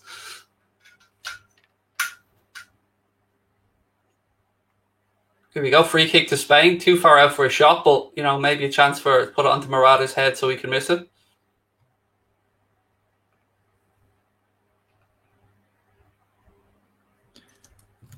Well, we were born within an hour of each other. Top 5 dictators, says Google account. Yeah, we won't do that. Imagine talking through that for 10 minutes. Wow, you know what? I'd say Mark Aldridge, Craig Holden, Mussolini. That Stalin was a bit of a shit, but he never went as far as, I mean, it's controversial even to start talking about it. I'm not going to do it. Top 5 non-English managers, we've done that. And Unai Prattman, that was an old one from Owen Stanley. Thanks for the super chats. Make sure you subscribe, by the way, bottom right-hand corner. Ooh, your name was Deborah. Deborah. You've got that in my head now, and I don't like Pulp. Oh, Disco 2000 is fantastic. I'm not a big fan of Common People. It's all right. In general, just in general, as a rule, like... Not stand Common People. The great unwashed, I can't be doing with them. Peasants. I remember I went on public transport once. Got off the next stop. Oh, wide ball here.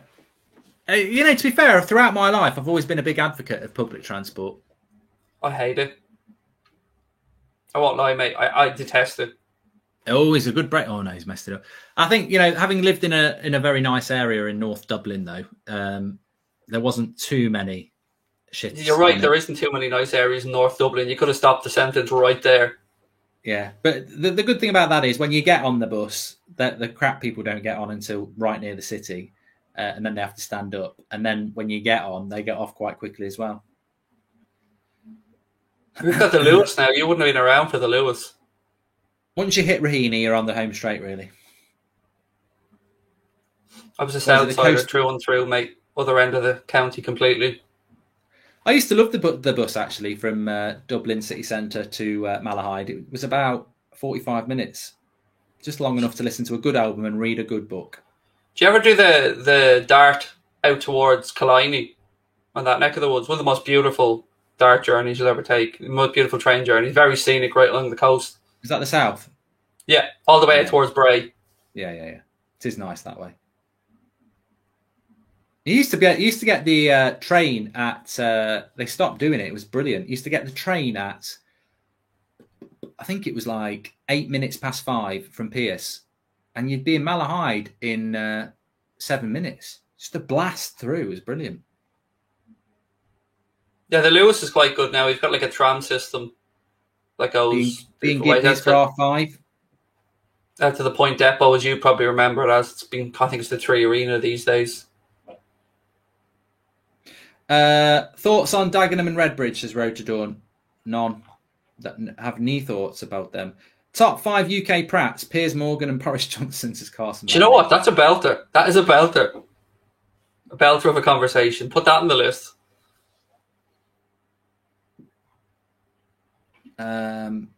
Craig, I visited the Ring of Kerry on my trip to Ireland. It was beautiful, says Bryce Jones. That sounds like... We've all visited the Ring of Kerry. Yeah, she's a busy lass. Is that a thing? Is the Ring of Kerry yes, a thing then? It's a beautiful scenic cycling journey in particular. I tell you, Jay will be all about the Ring of Kerry. Jay will be able to tell you. I'm ashamed to say I've actually never been down to Kerry. It's one of the 2 counties I haven't visited. Probably I never realised how remote West Cork is. Bloody hell. Did you watch the programme about Sophie? Yeah, it's a beautiful part of the country. It really is. Yeah. It's gorgeous. Well, Jamo just says Cork's better than Dublin. I've never been to Cork. Oh, they've such a chip on their shoulder. You what? They've such a chip on their shoulder because they used to be the capital and they still feel like they should be. Why did they lose it? because Dublin is where people are. It makes more sense for it to be Dublin. It's closer to England, Europe. The right side of the country. When did they lose it? Oh, I couldn't tell you. History isn't my strong point. Oh, it wasn't in the last sort of like. Oh no, it wasn't in my lifetime anyway.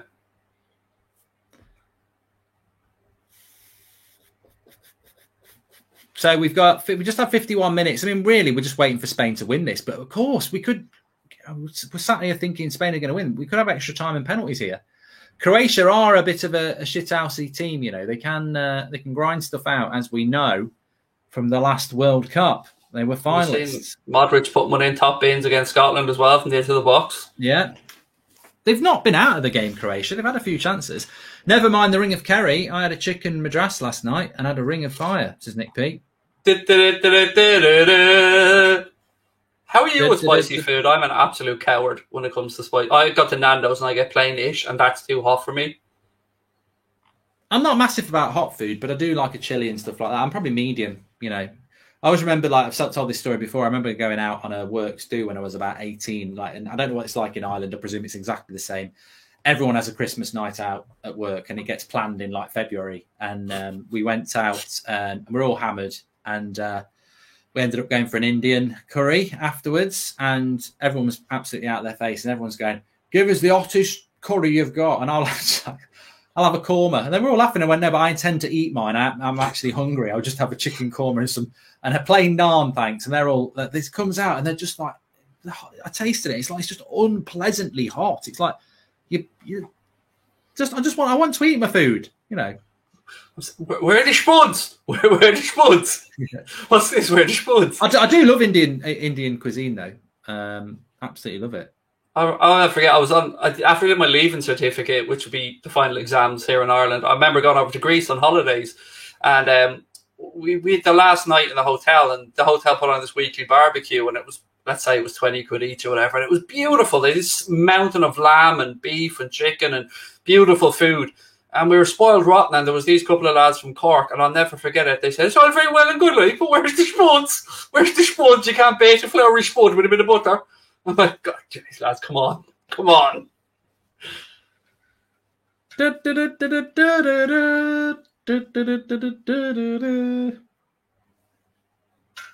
That's definitely the referee that was refereeing the Liverpool-Barcelona game. Yeah, he's definitely the one who sent Nani off. He's just shaved his hair a bit.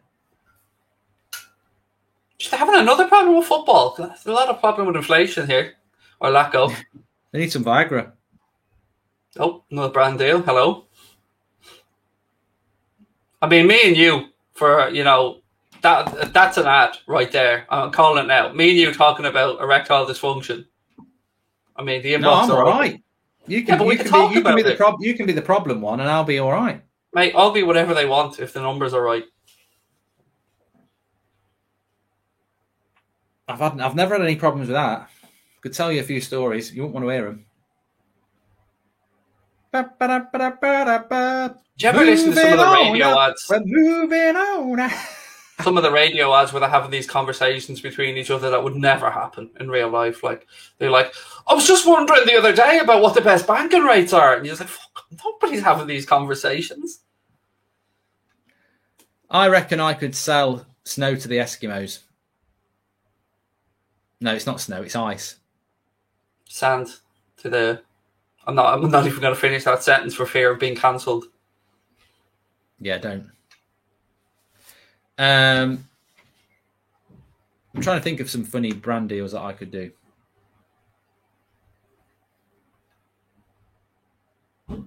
Get this soft and comfortable toilet roll. It really makes your ass feel better.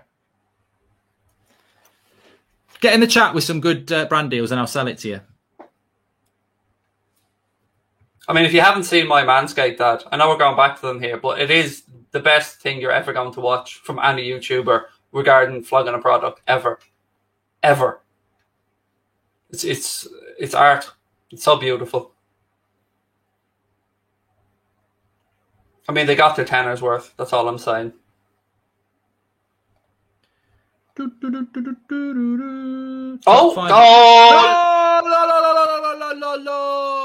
that our boy. It's our captain. We spoke about him at half time. Azpilicueta.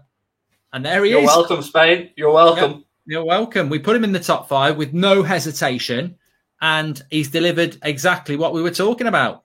Don't tell us we don't have an influence on football. Yeah, he was probably watching that at half-time. Oh, not there. Bit of a, puffing his chest out, thinking I'm in the 5. I'm in the 5. And he's there. He's made the run forward as well. Header. Yeah, good goal. See that, Morata? He plays for a rival, but he's a good player. That's what you do, Morata. That's how you head a ball. That tucks his shirt in before he celebrates. I'll tell you what, Spain quarterfinals. Yeah, I mean, looks like he's a phone clip or something on the side of him. He's a real. He looks like a bit of a boomer. One of the best dressed managers as well, I think. Enrique. Oh, Mancini has to take that one, surely. Mancini's his hair's immaculate. Enrique. Well, look, I'm not casting shade on anybody. No, not Enrique. Mancini. He should just go a grey bit at the front. That's very odd. Because he's dyeing the rest of it, and you can tell he's dyeing it because it's very light brown, just red brown, isn't it? It's that Just for Men or something. That's weird. I was thinking the very same thing. Just for Men. There you go. The inbox. Hey, I tell you what. People are talking about brand deals. Sellers Phil Jones. Oh, I'd love to. Let me just get my facts right. It's all in the preparation. Look.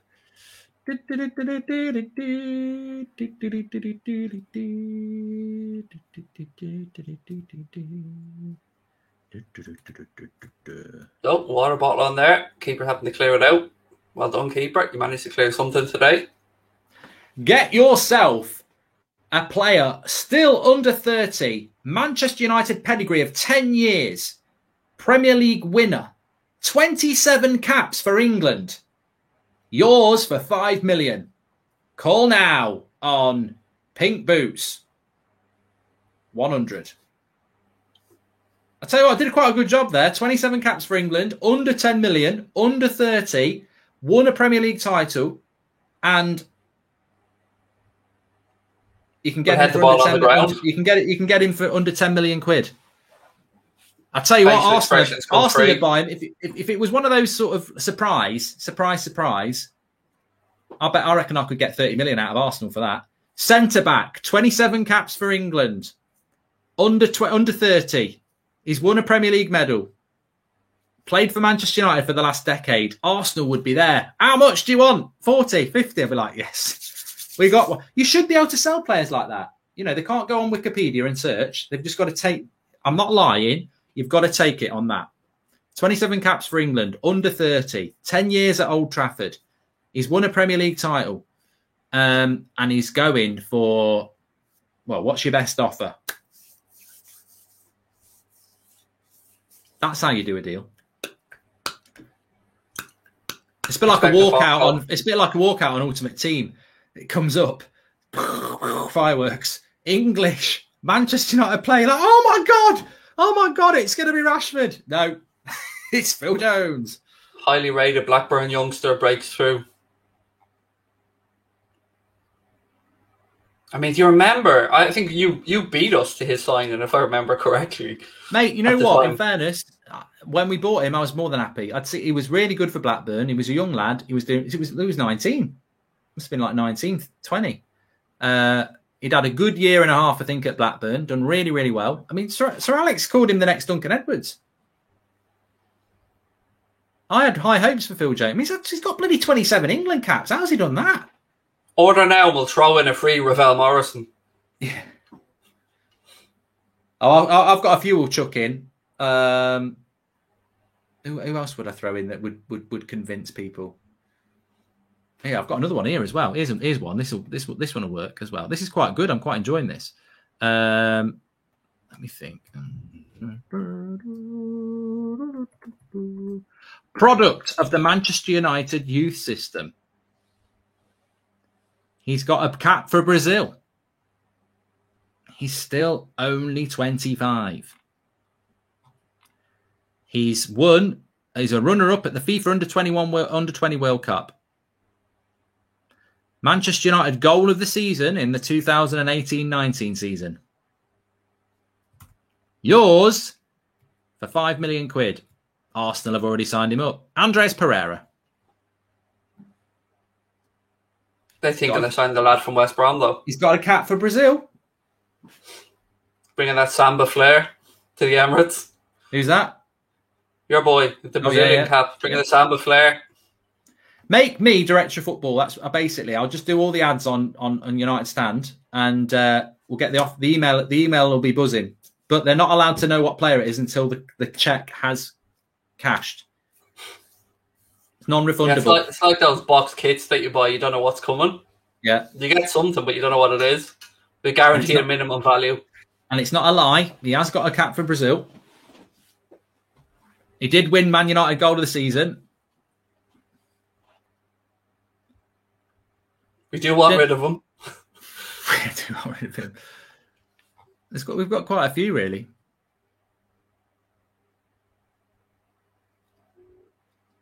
Foul on Morata there. Half an hour to go. Well, never say never, but I don't think Croatia are going to get back into this.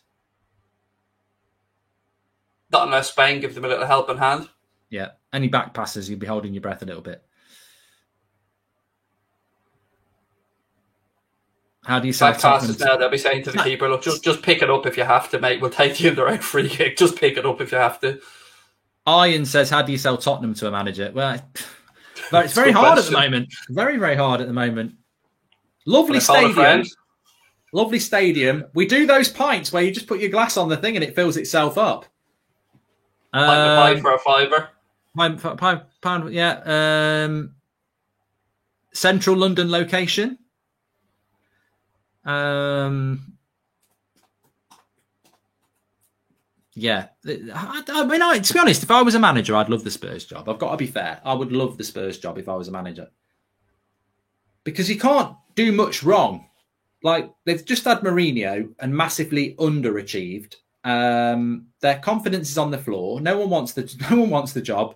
Their best player's about to leave. I don't think Spurs expect anything higher than 6th next year. So it's not. I don't understand why no one would want it. It must be a right shithole to take over. Like that Levy must be saying, yeah, you've got no money. Even if you sell Kane, you're not getting any money. It must. Well, actually, here's Matt Hayes, Tottenham blog. World Cup semi-finalist.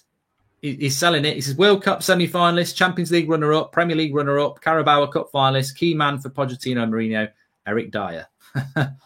Yeah, I'd take the Spurs job if I was a manager. If I was like Hasenhüttl, or I'd have fancied that.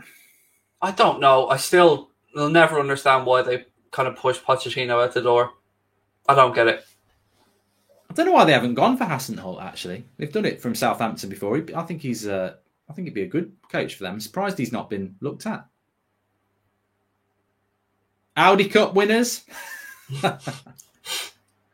Breaking news. Audi Cup winners Spurs, yellow tie. They love cornflakes. EastEnders tour. It is one hell of a stadium. It really is a magnificent stadium. You've been, haven't you? Yeah, it's cracking. It's brilliant. It does look like a nice stadium. You can roll the pitch away, can't you? Yeah, look at the NFL. And they've got NFL dressing rooms, separate NFL dressing rooms as well, because they have to be a lot bigger than the Premier League ones. It's really well done the way they've done it and incorporated where their old stadium used to be right beside it as well. It is a really good stadium. For a new build as well, it's very good. Azpilicueta and Sarabia are the scorers for Spain, and Simon, the goalkeeper for Spain, is the goal scorer for Croatia.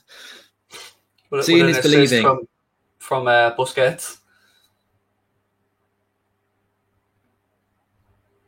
Croatia now on the attack out left side. Nah, it's a daisy cutter of that. I'm knackered. Oh. You've got an 8 o'clock game to do as well. I actually find the games on my own easier. I enjoy the games when it's not on my own because it's like you've got someone to chat with. But I find the games on my own easier because I just absolutely pelt the live comments. Craig, try and sell Keita and Oxlade-Chamberlain. Yeah, you know what? In fairness, they're two players I expected to be a bit more of a success for Liverpool. I thought Keita was definitely a player we were linked with. I don't think we're ever in for him, but he was a player I liked the look of. And Oxlade-Chamberlain, I just thought he was going to be one of those players that was a good player at a shit club at Arsenal. But injury is the problem for both of those as well, isn't it? Like if you look back to the season where Felipe Coutinho left, Alex Oxlade-Chamberlain was a huge part of our run until he did his ACL in the Roma game. He really stepped up. It was so important to us. There's no denying that Naby Keita has been an extremely frustrating experience for all of us because we've seen glimpses of what he's capable of. So both of them, if you give me fit players for both of them, I'd happily have them at Liverpool. I think they're two excellent footballers. Oh, good save by the keeper there. Probably kept his place now. Yeah, I mean, to be fair, I don't want to sell them. I just want them to be fit. I like them both. He's only 27. Hey, you could sell him. You could sell him quite easily. There was a few links to him moving away. I think he was linked to maybe West Ham or somebody like that. But it's important to remember as well, we often forget about the actual humanity side of this. And himself and his missus are having a baby. So, they're going to want to settle, aren't they? They're not going to want to be moving around again. I tell you what, you could get, if we're doing the old Phil Jones thing where you don't tell him the name, listen to this. What was he? How old is he? 27. 27 years of age. 27 years of age. England international with 35 caps. 132 games for Arsenal. 77 games for Liverpool. Honours list of FA Cup winner. 3 times FA Cup winner. 1-time Champions League winner. 1-time Premier League winner. He's been a PFA Team of the Year player. Liverpool goal of the season in 2017-18. Super Cup winner, World Club Cup winner. Yeah, it's not a bad CV, is it? And a damn good fella as well. Oh, here we go. Here we go. Oh, it's another good save. Croatia, I thought it was offside anyway. Croatia are getting in a bit here. That was Oxlade-Chamberlain who was talking about there. It's mad to think he's only 27 still, isn't it? You remember him coming through at Southampton, 16, 17 years of age. Well, he used to be quite, you think about England teams of the past, he would be quite a regular sort of squad member for England in the major tournaments. He's one of the most savvy footballers with social media as well. He's excellent with social media, Alex Oxlade-Chamberlain. What does he do? Another guy you can't help but like as well. I saw him doing that dance with his missus at the start of COVID, where they're doing some, they're dancing up some steps. I tried to do it and twisted my ankle. That was out for 3 weeks. Yeah, but the announcement about the baby came months later as well after that, so we all know what they danced off to. Yeah. Oh, he's married to your one from... he's engaged to Perry from Lil Mix. Yeah. I thought maybe they are married now. I don't know. I know they're together anyway. I'm still upset that Jamie Redknapp and Louise broke up. I mean, that was the one of our generation that stayed together. Like, that was the one success story we had. He's moved on though, hasn't he? Well, she went on Strictly, and once you go on Strictly, I think she finished with him. That was the rumour. She finished with him, didn't she? I'll tell you what, her career's not going that well now though, because she was on Masked Singer or Masked Dancer, and she got kicked out first, and she's an ex-singer and dancer.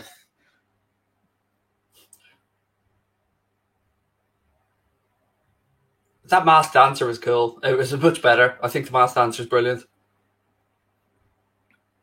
I tell you what, I'll have to get this clip out and put it on Twitter. Before United Stand really even started, Talk Sport did this Find a Pundit. They were trying to find a pundit basically. They did this competition where you had to send a minute video in, and then if you got through that bit, they did these finals in different cities around the country. I think it was 5 finals. And yeah, you invited your friends and family, and then they had like a panel like X Factor. Dion Dublin was the one for mine, and a couple of others. And they'd show you a goal on this screen with no audio on it, and you had to commentate on it. And obviously I got through the first bit where you send your clip in, and then I went to this thing in Birmingham, and I went for the comedy angle, basically. There was a goal by Shearer, and Bellamy came to celebrate. I was like, what a hit by Shearer. The crowd were on the pitch. Who's this hobbit hugging with it? Oh, it's Craig Bellamy. Well, the whole crowd laughed, but Dion Dublin didn't like that. I didn't get through. I'd have put you through with that, to be fair. I would have seen the comedy. The producer came up to me and went, I know you played for a laugh, but you've got to be respectful. Look at me now. Look at me 5 years later now, eh? Hey, who's had the last laugh? Talk shit. You really have been a fame-hungry son of a bitch, haven't you? Goal, Morata! He's got to be miles offside. Yeah. You really have been trying from the acting school to, I mean, you've given it out. You've got there in the end. Come on. You're better than that. It's true. Like, I'm not dissing you. You've had ambition. I like anyone with ambition. I just like to bring a bit of comedy to football. To be fair, Spain are doing that for us in this. Morata there gets a goal, off wheeling away, celebrating it, and nah, computer says no, mate. I can't believe these players. It's a bit like Timo Werner last year. The amount of goals he celebrated when he knows he's handballed it or he knows he's miles offside, and it's like, are you not aware of VAR? You're not going to get away with it, mate. It's like they're still trying to con the ref, aren't they? Yeah, I'm miles on. Yeah, the computer says no, mate. Like you say. Oh, yellow card here. Angry face. I do need. Oh, there's more bottles of water getting thrown at Spanish players now. I tell you what, there could still be a late equaliser in this. They want it. They're after. Actually, he's after a handball now.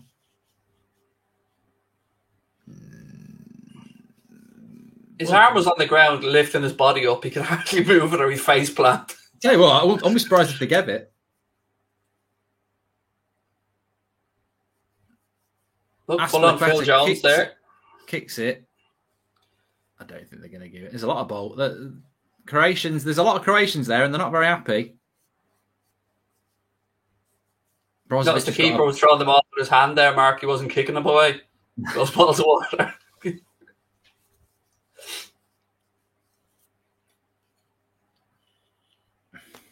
I get a feeling there might be a red card in this. It's getting a bit snidey now from the Croatians as they get frustrated.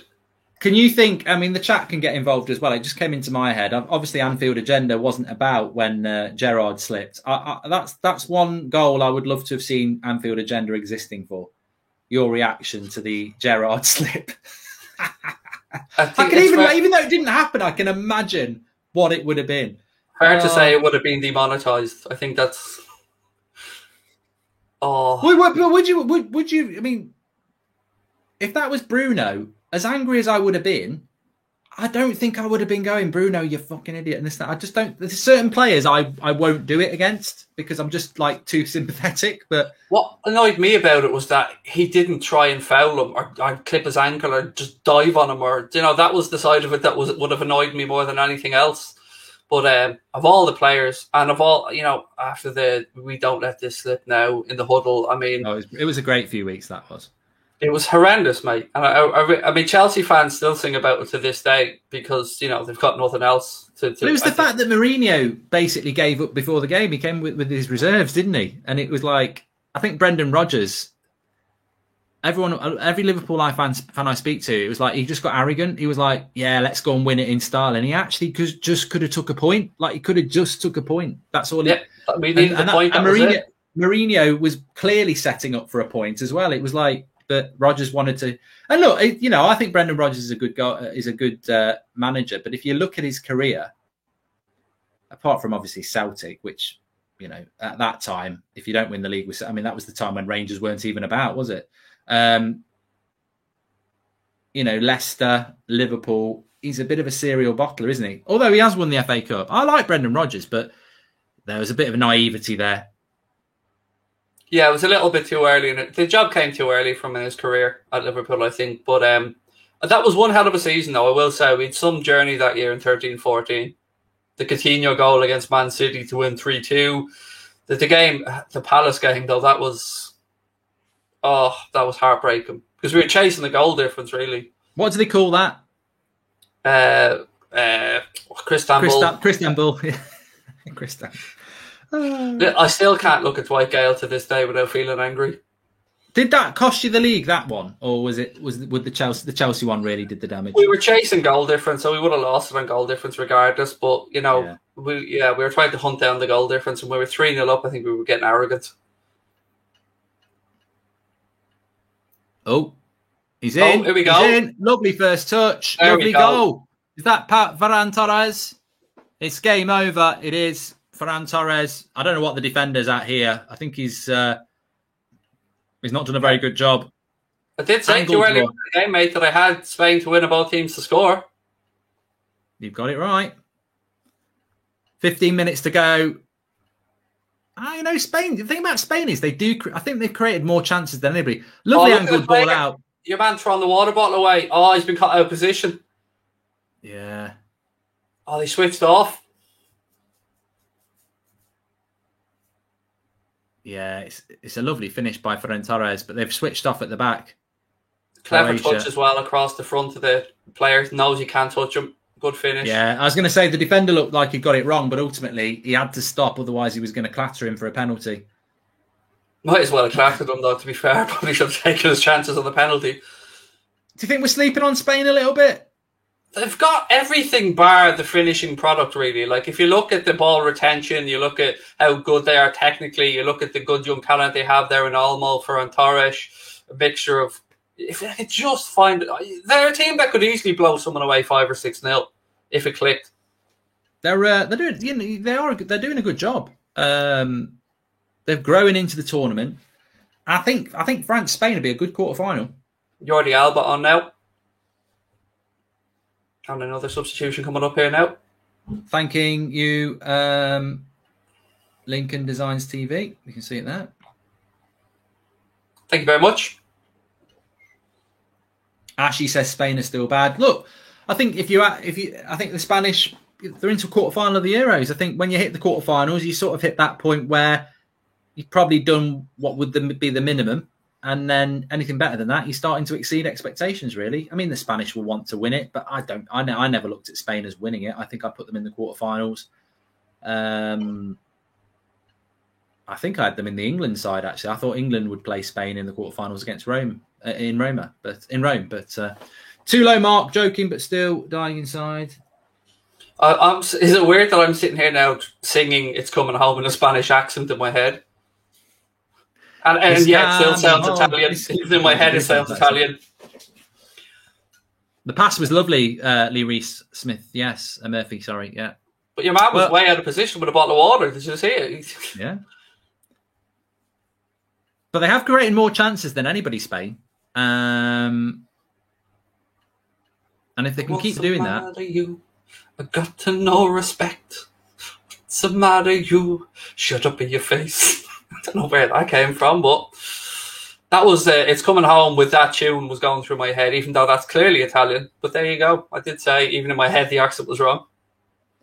Assel says, sorry, no, it wasn't Assel. It was Guled says Mbappe will destroy Pau Torres. They have a problem because Pau Torres hasn't started the last 2 games. So I think he means when Mbappe comes to Liverpool and Pau Torres is at United, perhaps. That's where he's talking about. We'll have Varane, hopefully. He seems, from what I've been reading, he's been telling Madrid like he fancies the move as well. Although, check out United Stand for an interview with Romano that I did this afternoon. It's only been up a couple of hours, but I did ask him about Varane. And I did say, Fabrizio, what I'm worried about is that I think he might do what Ramos did a few years ago and, say that he's coming to United and leaving Real Madrid and then sign a contract. And Fabrizio did say that Real Madrid will speak to him after the Euros and try to keep him. So that is my big fear there, really. 15 minutes, Mark, I believe. 15 minutes, bang, bang, bang. What? Oh, yeah. Yeah. I remember now. I'm getting tired. I need some food and rejuvenation before the next one. Speaking of rejuvenation, have you used the ball rejuvenator? They do have it's in the kit. Sorry. Does it do anything? I don't know. I've not used it. I don't know if my missus has grown a pair of nuts if she's used it. Well, as long as they weren't there in the first place. Whatever rocks your boat. Well, mine are in her handbag and have been since day one, mate. So better than being in a vice. True. France, Switzerland is being played at the National Arena. So is that Germany? No, it's Bucharest. So I think there'll be quite a lot of fans there for that. Looking forward to that, 8 o'clock. Bucharest, do you think Switzerland... That's the stadium we didn't even think existed the other day. We didn't even know they were playing any games in Romania the other day. No. Is it the first game in Romania? Apparently it's not. Can't be. No, the second. There was one the other day where we both went, I can't remember any other games being played here. No, so yeah, they've obviously got one. But I do think that Switzerland are better equipped than Croatia, so hopefully it'll be a little bit more of a. Well, I think what will probably obviously I think we all expect France to win, but I do expect to see France start to go through the gears now. I think they've been probably pushing through for sort of second, third gear. I think they'll start to go through the gears now, and they're going to have to. I mean, if France do win it, all right, Switzerland, you'd expect them to win, but they're going to be playing Spain in the quarterfinal. Then they're going to be playing Belgium or Italy in the semi-final. So there's not an easy path for Spain there. I still think they're the favourites, but they're going to have not an easy ride of it. It's shaping up to be a good tournament. I have to say, I've enjoyed it more than I thought I was going to before the tournament started. See, I'm not going to enjoy it after tomorrow. Man, where's the fighting spirit? You're going into this defeatist, mate. You don't want that attitude. Southgate will give us that, don't worry. I'm expecting a back five and 4 holding midfielders tomorrow with Harry Kane up front. And somehow Eric Dyer having made his way back into the squad. Yeah, he's back. Wild card.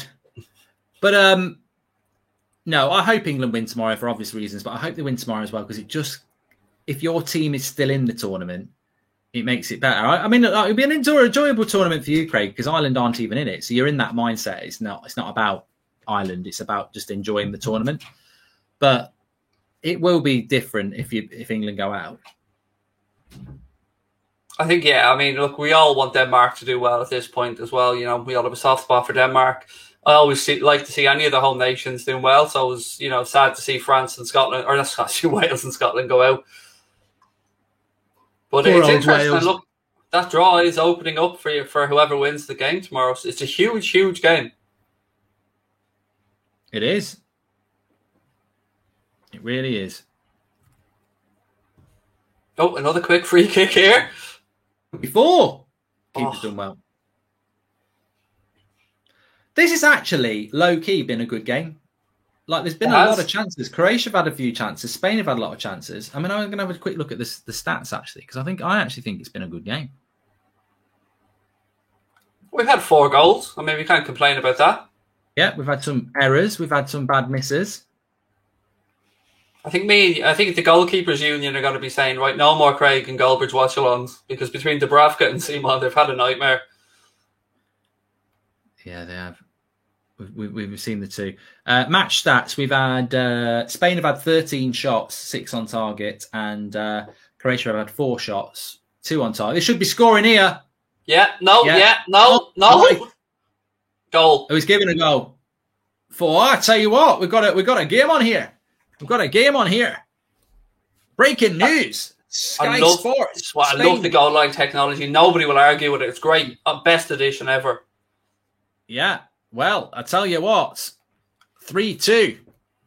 No, watch the VAR. How does it go over the line? That one. There. Oh, it's miles over here.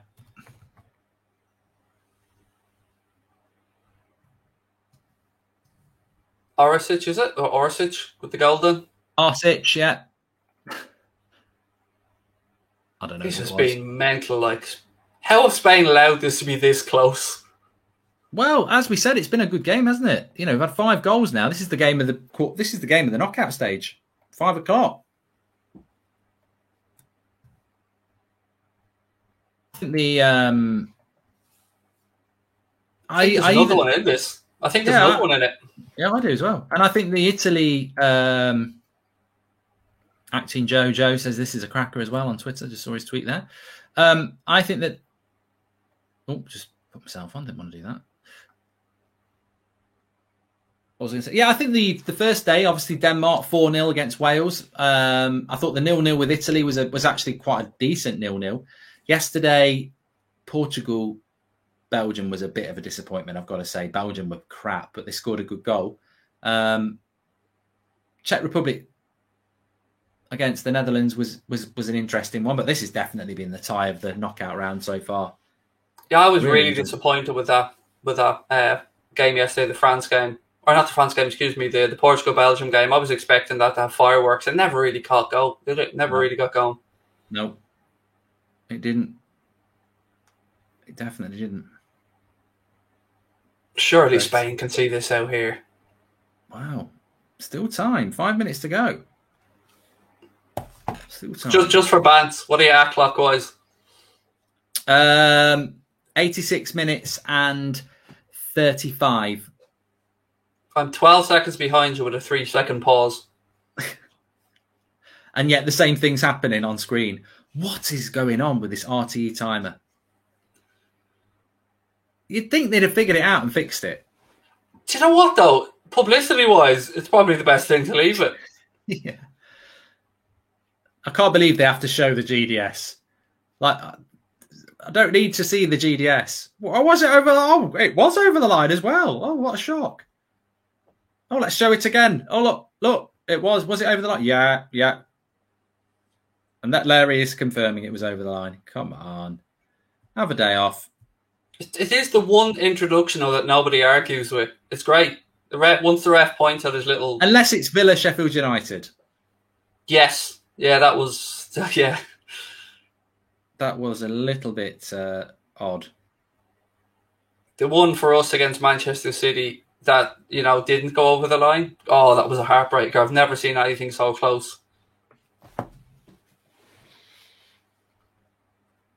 Yeah, it's definitely not one of those. It's not over the line. It's not over the line. Game is on fire, says Sean. Yeah, well, Croatia are going to just have to chuck everything forward here. Could get extra time. Imagine if we did.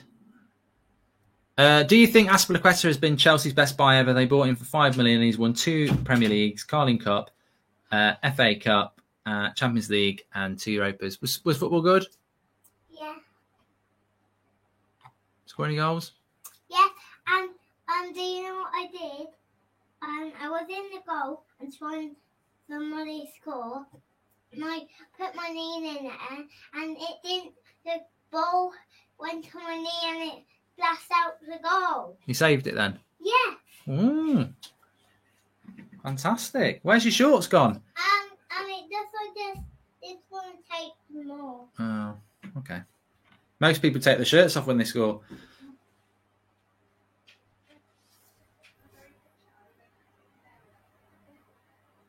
Right. I think Azpilicueta has to go down. As the word club legend gets thrown around a lot, but he does have to go down as a Chelsea club legend and a very, very astute piece of business. I'll tell you what, Spain should put Seb in goal. This game would be well over by now. Yeah, no, except but there wouldn't have been a second for Croatia there. No, goal line technology wouldn't have been needed. No, he'd have blasted it away with his knee, took his shorts off, ran around the pitch.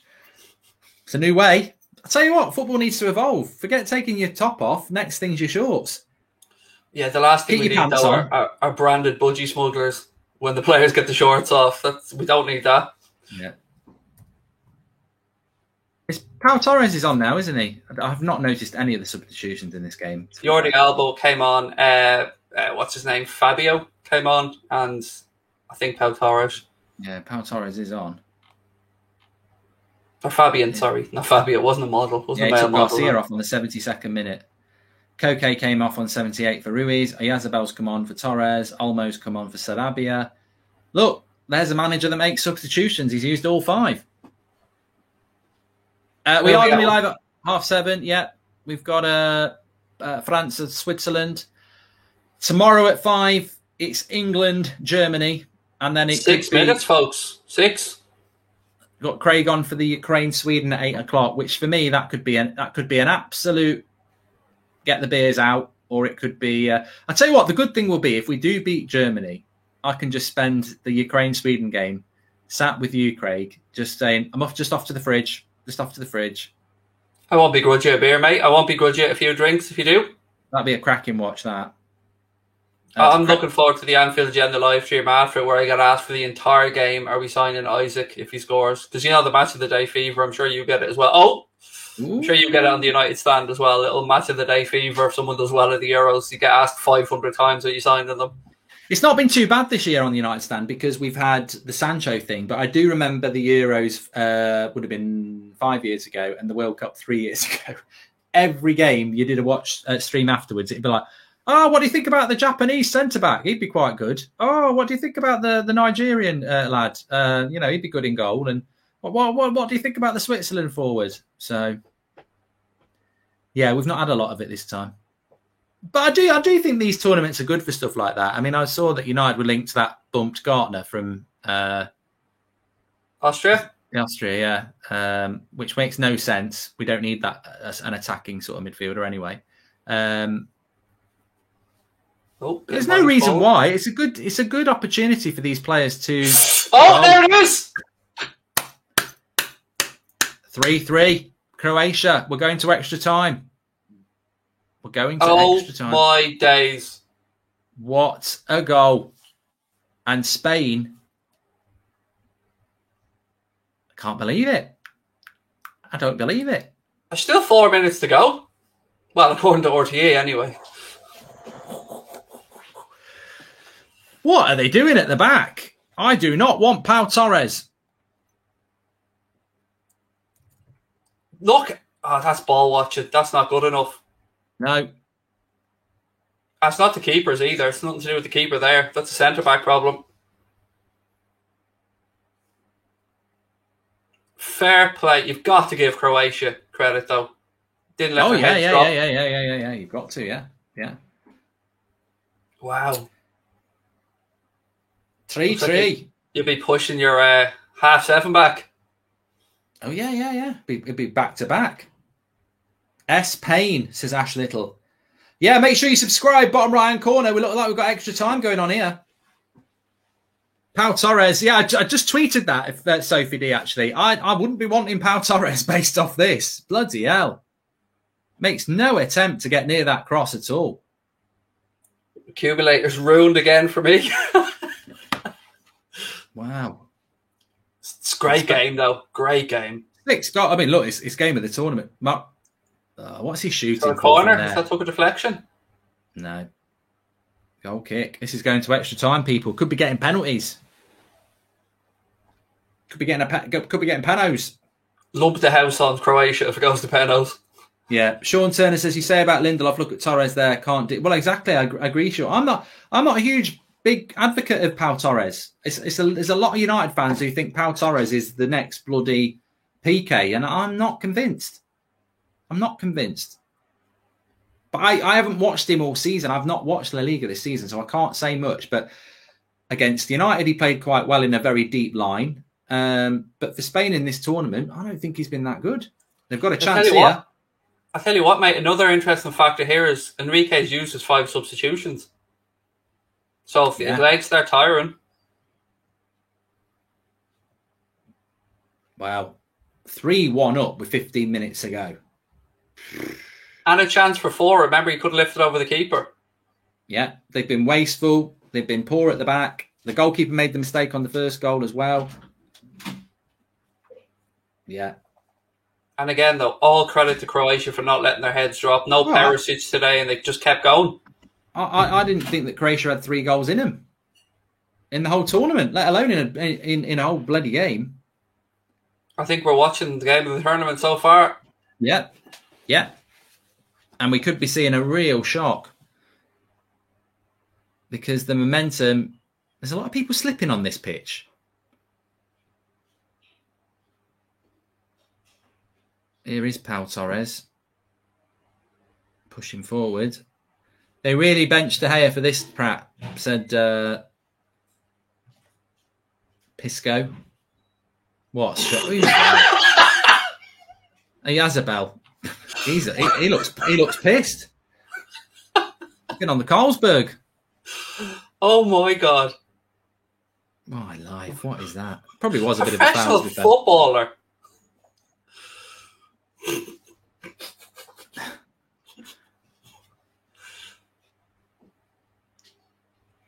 The ref's going to blow here and we're going to get extra time.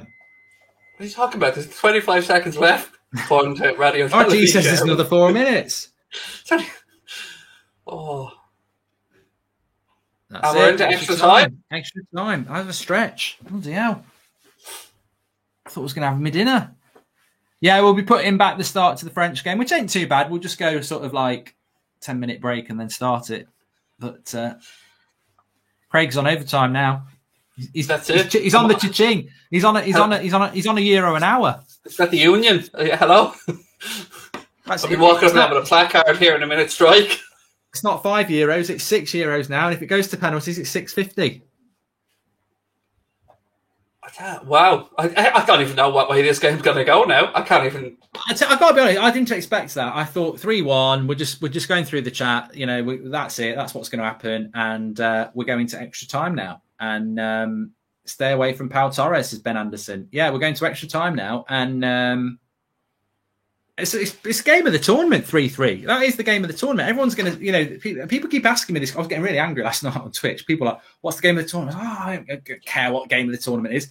Well, this is the game of the tournament now. I think it probably was Ukraine, the Netherlands. This is now game of the tournament. They've both made 5 substitutes as well. Both teams. They've all used up. Is there an extra one? An extra time? Is there? You get a bonus one in. I think you might get a bonus one in the extra time. Yeah. Maybe Scott Parker's going to be the Spurs coach if he's left Fulham. It's not a bad shout, that. Realistically. I like Scott Parker. Anybody will do. No, genuinely though, I like Scott Parker as a manager. I think, you know, he just hadn't got the tools at his disposal there at Fulham. I think at this stage, Spurs would take Peter Parker. You know, you can do Spider-Man at night and just do us in the day. And cast his web wide and far. I mean, it's supposed to be net, but you know, I'm working off the cuff. People are saying Scott Parker for England job. No, that's Southgate's job. I don't mean this in a rude way, but none of these young managers like that want a national team job now. It's not the right time in their careers. They want the day-to-day hustle and bustle of league football. If we could get a rematch, what? We could get a rematch of the 2018 World Cup final next round. Road to dawn. Yeah. Croatia, Spain, France. What do you think about Dembele being out for 4 months again?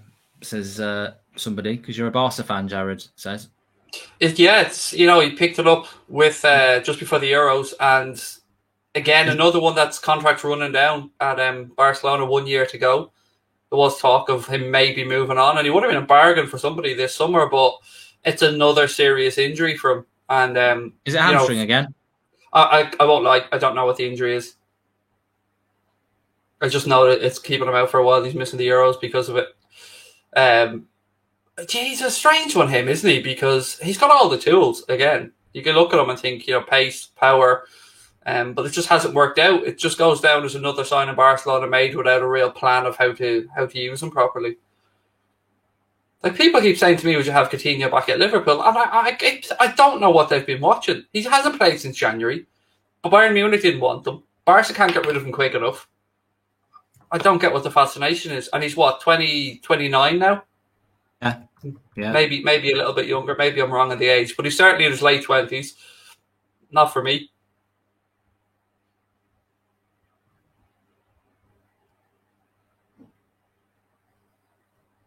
It's an argument on Twitter about Pau Torres. Which way is it going? Which way is it going to go? I've just got my second win now. You know, which way is it going to go then? What are we thinking? We haven't had a penalty shootout in the knockout stages yet, have we? No. I think this potentially is not going to be a penalty shootout because there's been so many chances in the game, you know. And if I was Spain, I wouldn't want a penalty shootout. I think Spain are in trouble here. You know, they're defending poor. I feel like a David Brent moment here towards Croatia. Well, you know, one of those, you've won me over. I've kind of got one of those moments right now because fair play to them. You've won me over. I would like to see France-Spain in the quarterfinal, but I don't think Croatia are that good. I just think they've gone and done that thing, haven't they, where they've just gone, sod this, let's just go for it, and they've got it, and they totally deserve it. Goldometer, boldometer. I don't know. I think that's the joy of it. I don't know. It's broken. I mean, You wouldn't be surprised to see 2 goals here in extra time, would you? Yeah, well, they're about to kick off here for the first half of extra time. We haven't had a penalty shootout yet. I mean, to be honest, I'd rather get the penalty shootouts done today because you can pound to a penny a shit. If there's no penalty shootout today, you know when the penalty shootout's coming for. Nailed on England, Germany, especially with Southgate and his negative shit. Even if we go in front 1-0, he'll try and hold on to it. I've already got 20 quid on England going through on penalties. Oh, for God's sake. You've wasted a tenner. Who's going to win it then anyway, Craig? I'll let you go first. The whole Euros? No, this game will help. Oh, this game? Oh, God. Honestly, I don't know. I'm too scared to say. I could go either way. I mean, if you look at the substitutions, the ones Spain made were far more defensive, and you look at Croatia brought on more attacking players because they were chasing the game. So, if anything, you'd probably say maybe advantage Croatia. Yeah. Especially with shooting like that from Yazabel. Please subscribe, by the way. Bottom right-hand corner, you're very welcome on That's Football. We're trying to get up to 450k before the end of the Euros, and we've probably got the match of the Euros here going on. It's 3-3 into extra time. 6 goals in 90 minutes and extra time. You can't complain about extra time in that scenario. You know, 6 goals, it goes to extra time. It's only right. I'm going to start a GoFundMe for a new spine now for my back. Yeah. Been stuck in this computer chair. Stand up a bit. Stretch it out. Nobody needs to see my belly knocking the camera over, mate. Do you know what I mean? I haven't got that slim felt. Oh, how close was that?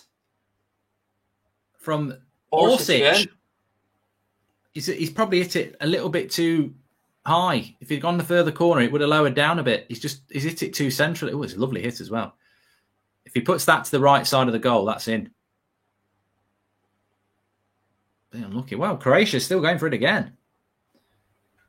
Just over the bar, says Advath.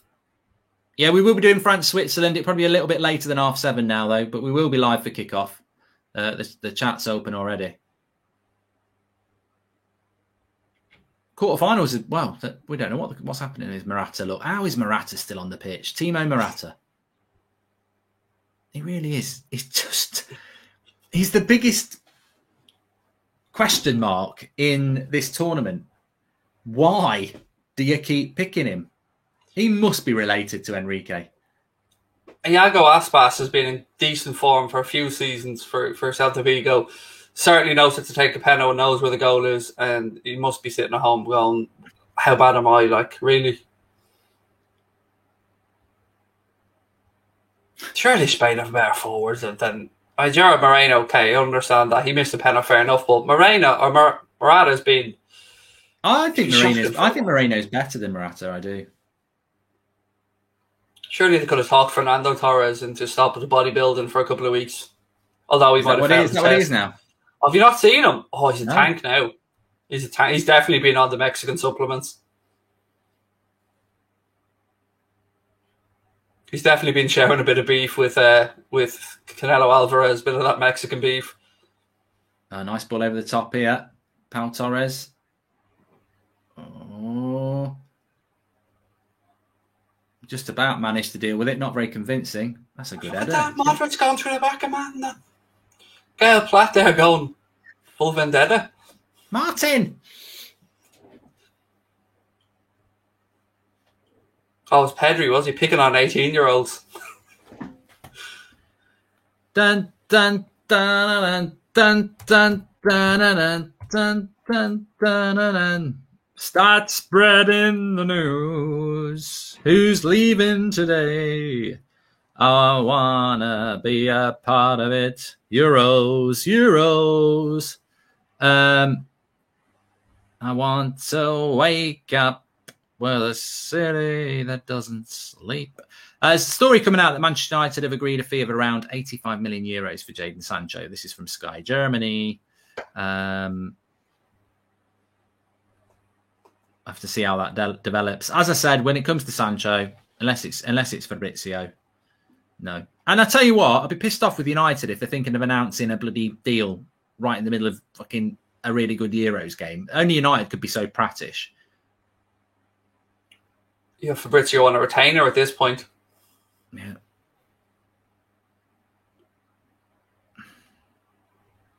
So we've had 5 minutes of this already. I suppose so many people are looking for a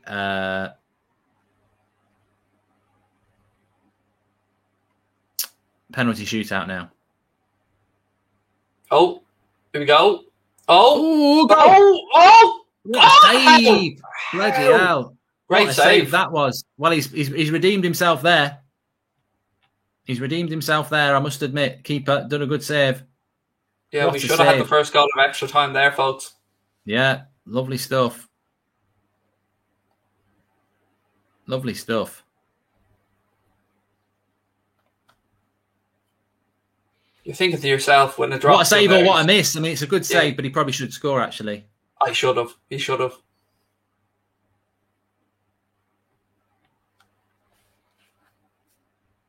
It's like Spain don't want to be in this tournament, isn't it, at this point? Maybe they've got plans. Oh, they've given it away again. Croatia still on the attack down the left-hand side. I tell you what, this lad's not giving up, Orsic, is he? No, they've got momentum. They have got the momentum here.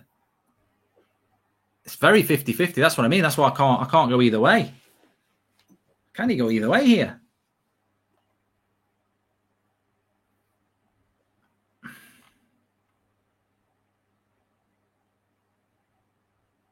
Here's the chance again.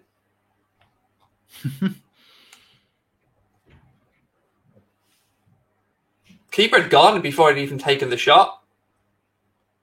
Here's Spain. Oh! End to end here. Corner. Here's an interesting thing. Spain haven't conceded more than one goal for 27 games when they conceded 3 to Croatia in 2008. What a game this is between Croatia and Spain. That's from Andy Mitten on Twitter. This is the game I was hoping we were going to have last night with Portugal and Belgium. This is the type of game I was hoping for. It's coming home. It's coming home.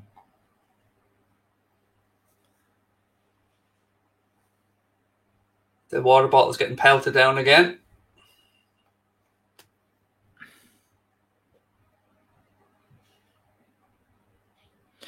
Yeah, there's a little bit floating around about Sancho at the moment. I'm going to be honest, I'm not massively bothered about what's going on with Sancho because we're watching such a good game here. But maybe keep your eye on Fabrizio Romano. He might come out with something this evening. We'll see. He's probably busy watching this game as well.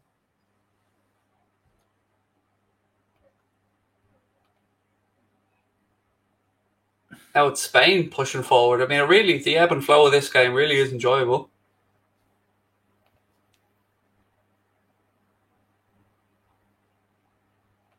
Do you know what the funny thing is? When they go to penalties, you know Morata's going to be taking the first one or two. You just know he will. You know, be one or two on their list.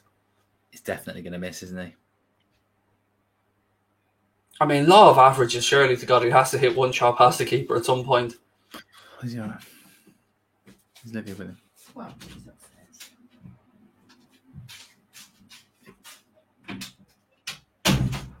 Jadon Sancho, Manchester United have agreed a deal with Borussia Dortmund of around 85 million for Jadon Sancho. Wow. I mean, it's a bit vague, isn't it? Around 85 million. What is the deal then? Is the Germans just on a wind-up again before the game tomorrow? I just think I've always said this, certain people want to be first on the deal, and it's like, when Romano says it, that's when we know.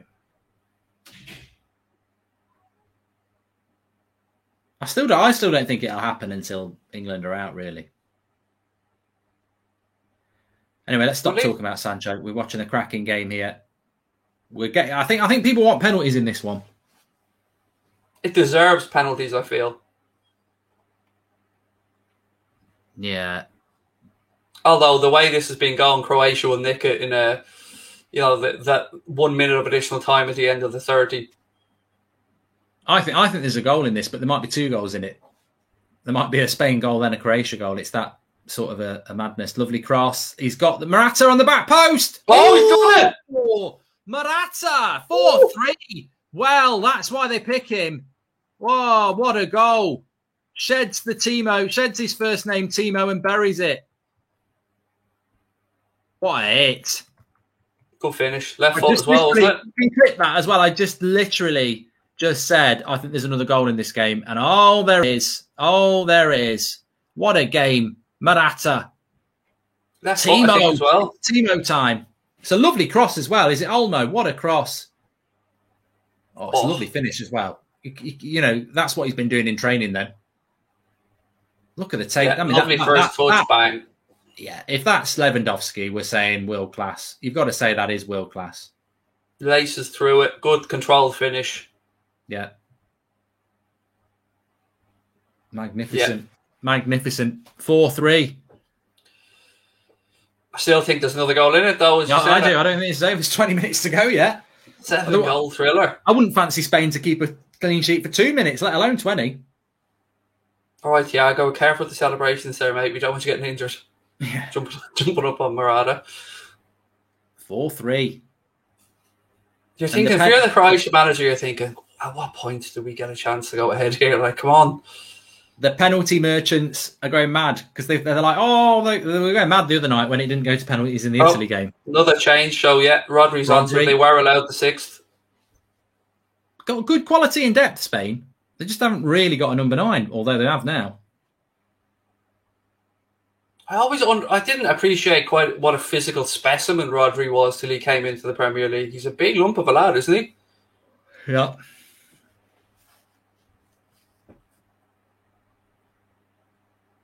Four-3. We've got 3.5 minutes left in the first half, and both teams have had chances in extra time already. Yeah.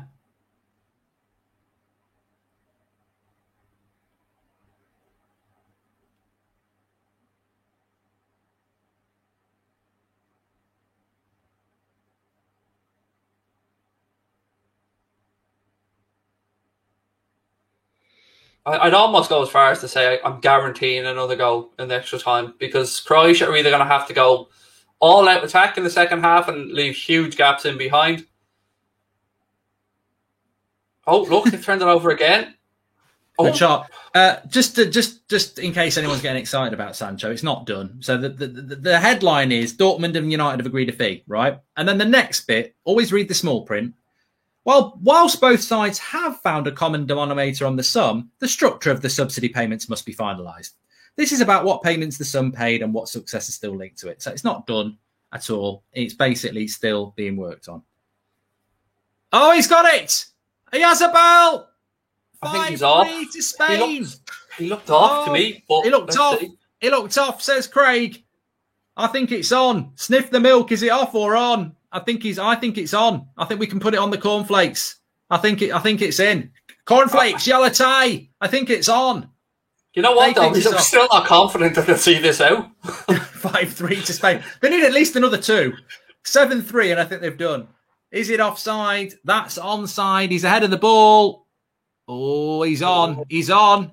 The milk is on. He's wearing white. You see what I mean? Milk on, off. He's on. Put it on your cornflakes. That's 5-3. Was he on? Yeah, you can tell by the grass. I never look at the line. I look at the grass. That sounds like a drug thing. I don't do the line. I do the grass. That reminds me of the Only Fools and Horses thing. What do you prefer, grass or AstroTurf? With that, no, I've never smoked AstroTurf. 5-3. 8 goals. 8 goals here. Love football, says Ziggy Johnson. Yes. Make sure you subscribe. Bottom right-hand corner. This has been a cracker. 2 goals in the first half of extra time. Have Spain got anybody for the Golden Boot? Because they're scoring a lot of goals, but they seem to just share the goals out. Goal stands anyway. Yeah, 5-3. Anybody for the Golden Boot for Spain, or is it just loads of different scorers? I honestly can't remember at this point. Have Croatia given up? Well, they were 15 minutes away from going out 2 goals behind before, so they can do it again. And they've already had a shot cleared off the line by the keeper, or a good save by the keeper in extra time. Yeah. We won 10. 5-all penalty shootout, please. Imagine that. Like you, I don't think it's over yet. Both teams just don't like defending, which is great to watch.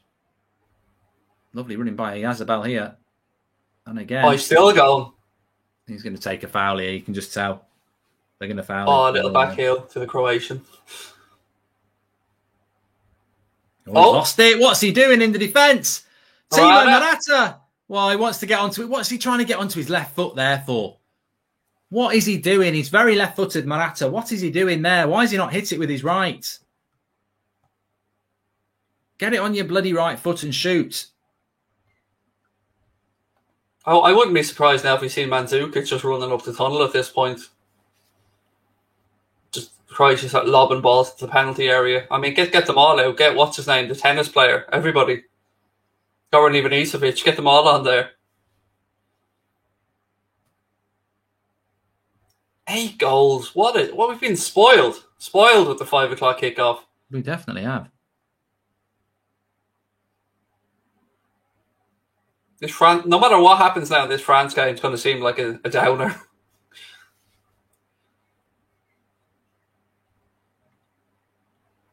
Yeah, well, Half-time. yeah. It's just half time now.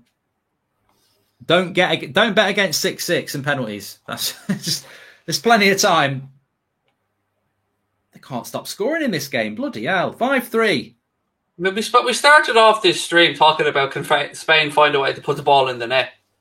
5 different scorers for Spain as well. And an own goal. Yeah. There's been a fair few own goals in this tournament, hasn't there? Or am I just Yeah. imagining that? I have to feel there's been a few. Lovely stuff.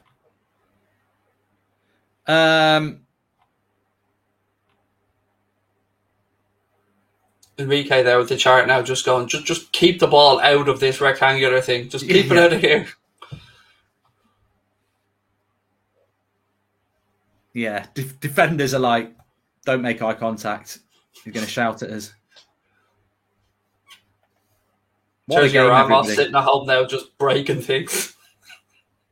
Yeah. What a game.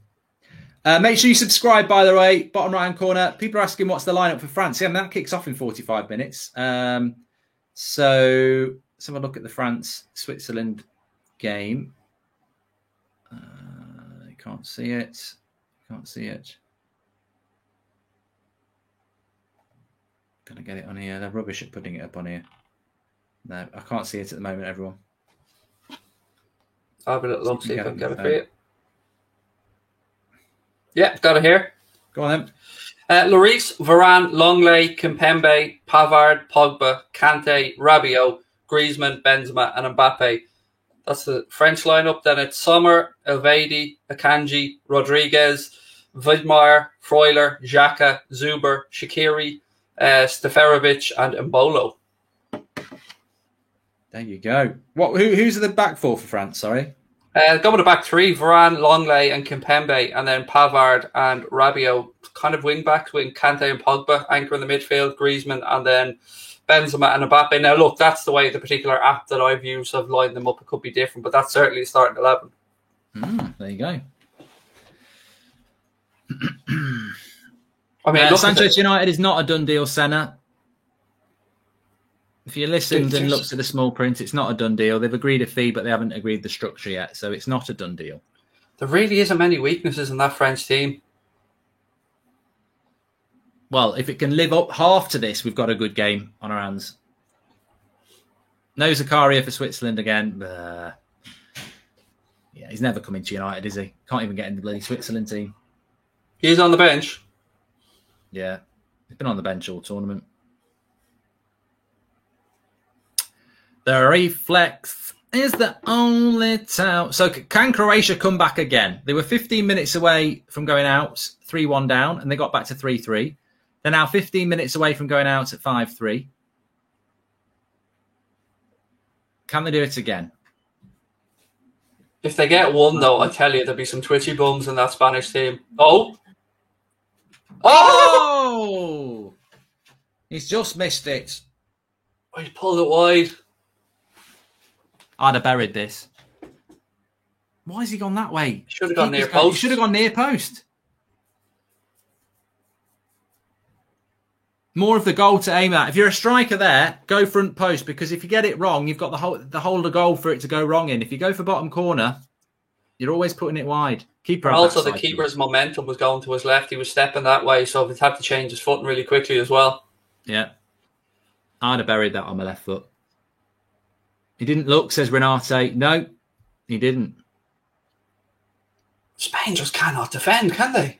No. France-Spain's going to be a cracking game. Zakaria's overrated. They just look at FIFA stats as the base. No, I actually do rate him. Sorry. It's nothing to do with FIFA. Absolutely fantastic, Mark, says Game Mark, says George Nichols. It's been absolutely fantastic. I said absolutely incredible. This is the best game in Copenhagen since I did a concert with Take That. Could it be magic? Yes, it could. Here we go. They're on the attack again, into the box. Oh, they've made a tackle here. That's a novel thing from Spain. They've actually made a tackle. Oh, he's off. He's going good tackle there. He's looking forward to go all the way, Morata. Oh. Hold on, there'll be another chance in a minute. It's like a bus, this. This is two mates having a game of FIFA, isn't it? That's all this is. It's just attack. Attack against attack.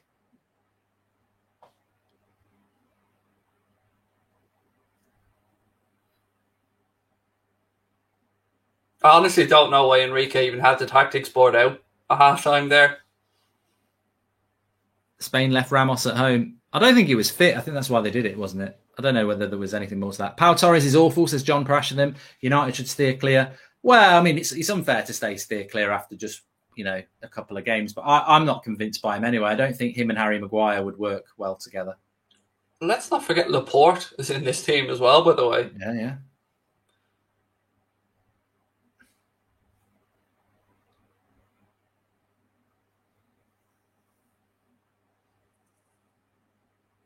There'll be another goal. There'll definitely be another goal.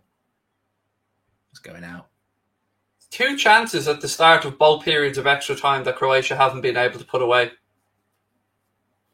Imagine if they had scored that chance as well. That would have been 4-3 to Croatia. What a game. What a game. 8 goals. Who needs Perisic? Yeah, with no Perisic as well. AR Dan says the final is going to be France-Germany. I think we'll see some good games along the way. You might be right, but I think there will be some good games along the way. Shimoni. Lots of people. I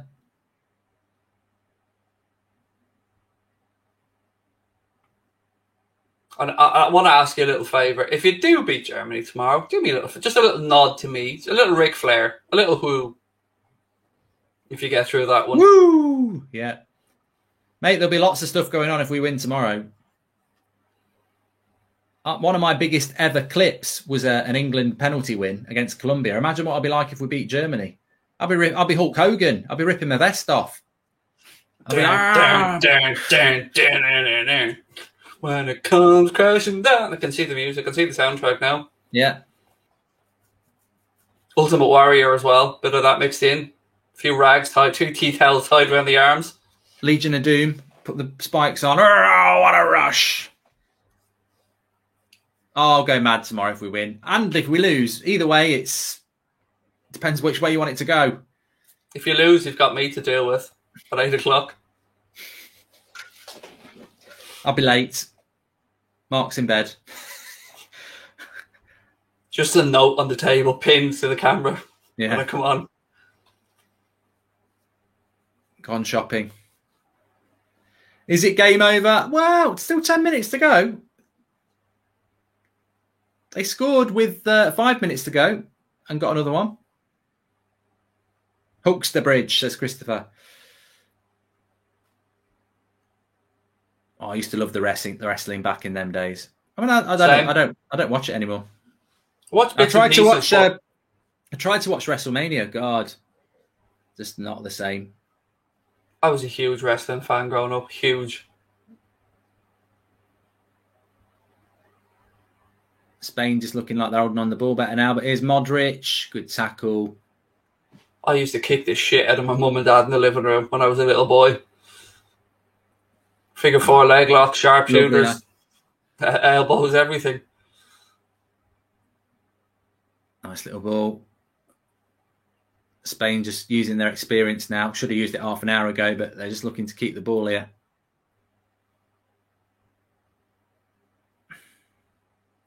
Yeah. Not making the mistakes. I reckon Enrique's told him this. Don't be cheap with the ball. Keep the ball. Calm. Yeah, them legs, the Croatian legs have got to be tired now as well. Yeah. They're taking the kill out of the game now, Spain. This is FIFA tactics, this is. You just start playing the easy pass and they need the ball. They can't do it without the ball. Modric has been brilliant since Sam Burgess. Yeah, he's had a good game, Modric. I mean, Croatia... You keep moving the ball around until someone fouls it and then you spend 5 minutes on the ground. They're punching here, Croatia. At least they'll go out and they've given it all they can. You can't knock them for their effort here. 60th game of the season for Pedri, who's 18, says Elwa. It's a lot of football. It is, and then you run the risk of what happened with Rooney and Owen and stuff there as well, gives them too many games that early in a career. Croatia's legs are gone, says Raheem. I'm tired just watching this game. It's been a... Oh. No. Cleared away. I would like Croatia to get a goal just to set up the last 5 minutes, but they need to get the ball first. Who's the number 17 for Spain? He just doesn't look very Spanish. He actually looks more like a... Is that the Fabian guy? Yeah, is that Llorente? Yeah. It's Fabian, is it? It's Fabian, yeah. Oh, Jordi Alba bursting the gut down the left-hand side. Well, he's given it. Has he given it? No. How's he giving that as a handball and a free kick, by the way? There's no way you're getting a penalty for that. Fabian Ruiz from Napoli.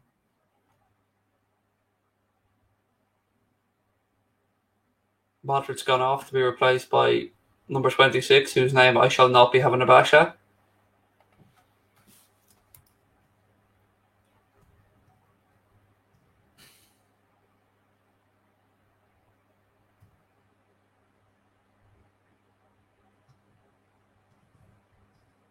Oh, no. Just over here. Is it weird that this almost feels like a bit of an anticlimax now, even though we've been absolutely spoiled? Yeah, I really wanted Italy to win on Saturday night, so I was just very, very happy. But I think on this one, I do feel a bit robbed because I would like to see this go into penalties, really.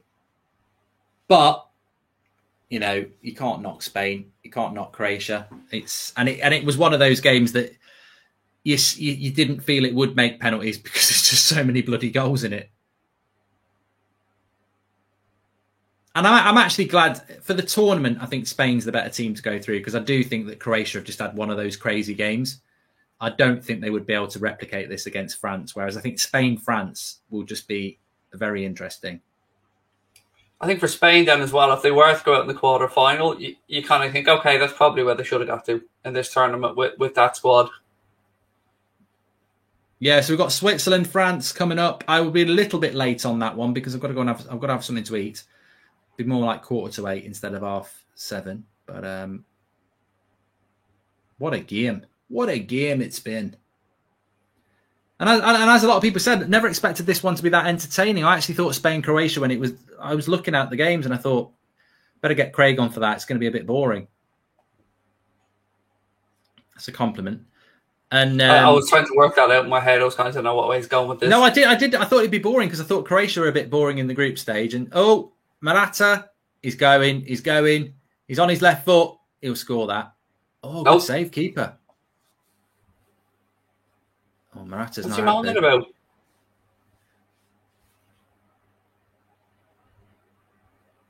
Referee saying, pipe down, mate, you're shy. Yeah.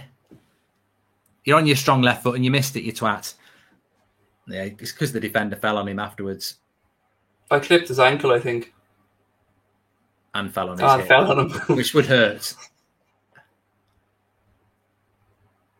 5 minutes to go. Miss Rata.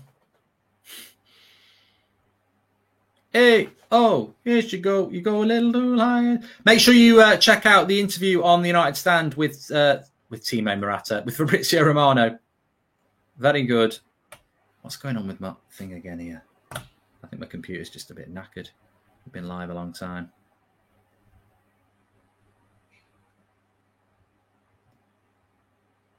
Yeah, there's no way back now for Croatia. I'm calling it time of death. Romano has actually just tweeted, Sancho deal still the same. Final stages. Both clubs working on payment structure in order to complete the agreement in the next few days. Still details to be fixed. Then it'll be done. It's almost like we know.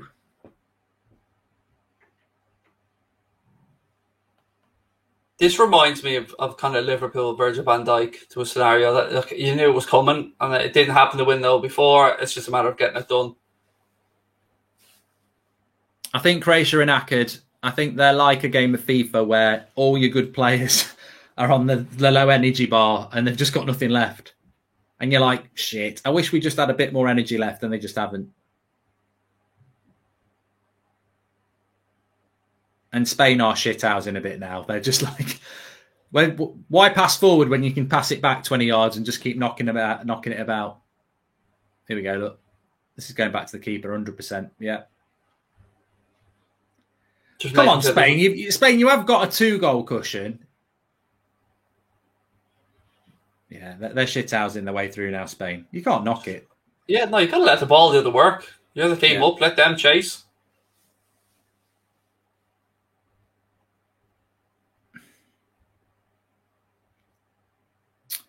Craig can't play FIFA, so we should definitely play FIFA.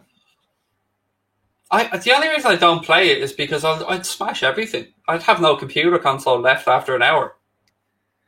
Yeah, you've got to be a certain standard for it to be funny, because although I do get very angry, I'm not totally shit. Like, if you're playing on amateur level, and is it going to stay in?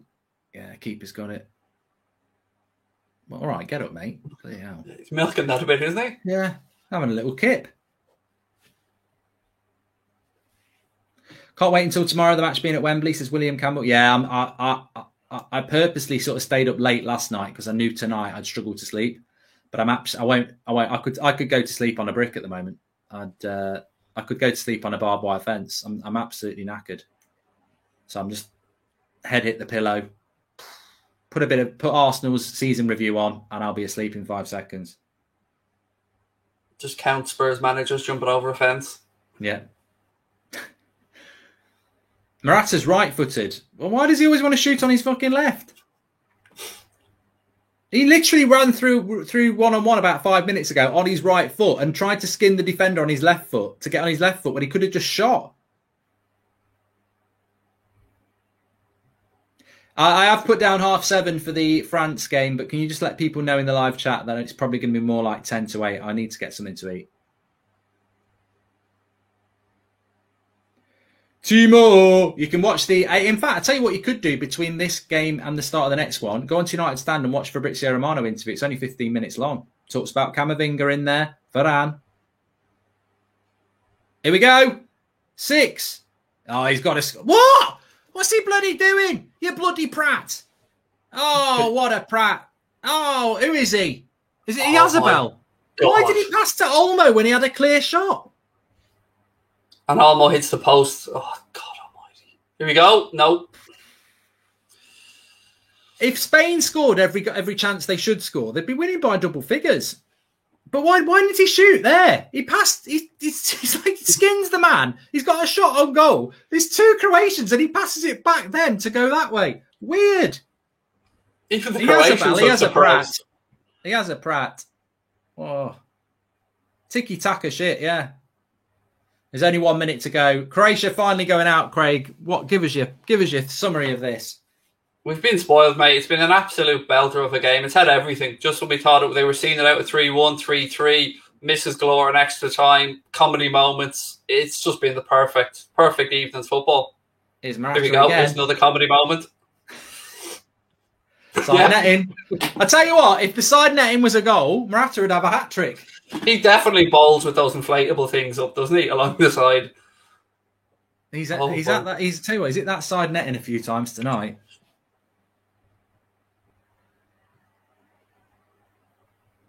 He's like one of them snipers, isn't it? When it's off, you aim at the thing and it keeps going like 2 meters wide. So aim 2 meters to the right, and you'll hit the bullseye. And Spain even had a damage Traore there. They couldn't even be bothered to bring him on. Spain have got a good squad. The problem is the strikers, as we've seen. But then again, they have scored 5 goals. It's game over, and we've had a right treat there, Craig. Well, what a game it's been. It's been a belter, yeah, absolutely fantastic. But, an unnecessary extra 30 minutes in the legs for those Spanish players. Yeah, fair play to Croatia. I mean, fair play. That's what you want to see from the underdog. Absolutely gave it everything they could. And, if they'd scored that goal at the start of extra time, might have seen something different. But 8 goals, smiles on the faces all round. What a game. Live chat's loving it. We've loved it. I'm back on in about 15 minutes. A little bit late start to the France-Switzerland game. The live chat's open on the homepage if you want to get in there. Just let people know that I'm probably going to be about 15 minutes late, but we've got to get something to eat. But big up to everyone. Thanks to Craig. Are you doing a 10 o'clock on the agenda tonight? If I can find something to talk about, yeah, definitely I will be on Just there. Just link yourself to Morata. That'd be a laugh. There you go. Morata, well, yeah. And look, thanks to everyone again for being with us. It's been lots of fun. Thanks, Mark, for having me on. See you guys tomorrow. No worries. I'll see you in about 10-15 minutes, everyone. The live chat's already open. I'll see you over there. You might want to check the Fabrizio Romano interview out on the United stand to pass the time. It's only 15 minutes long. Speak to you in a bit.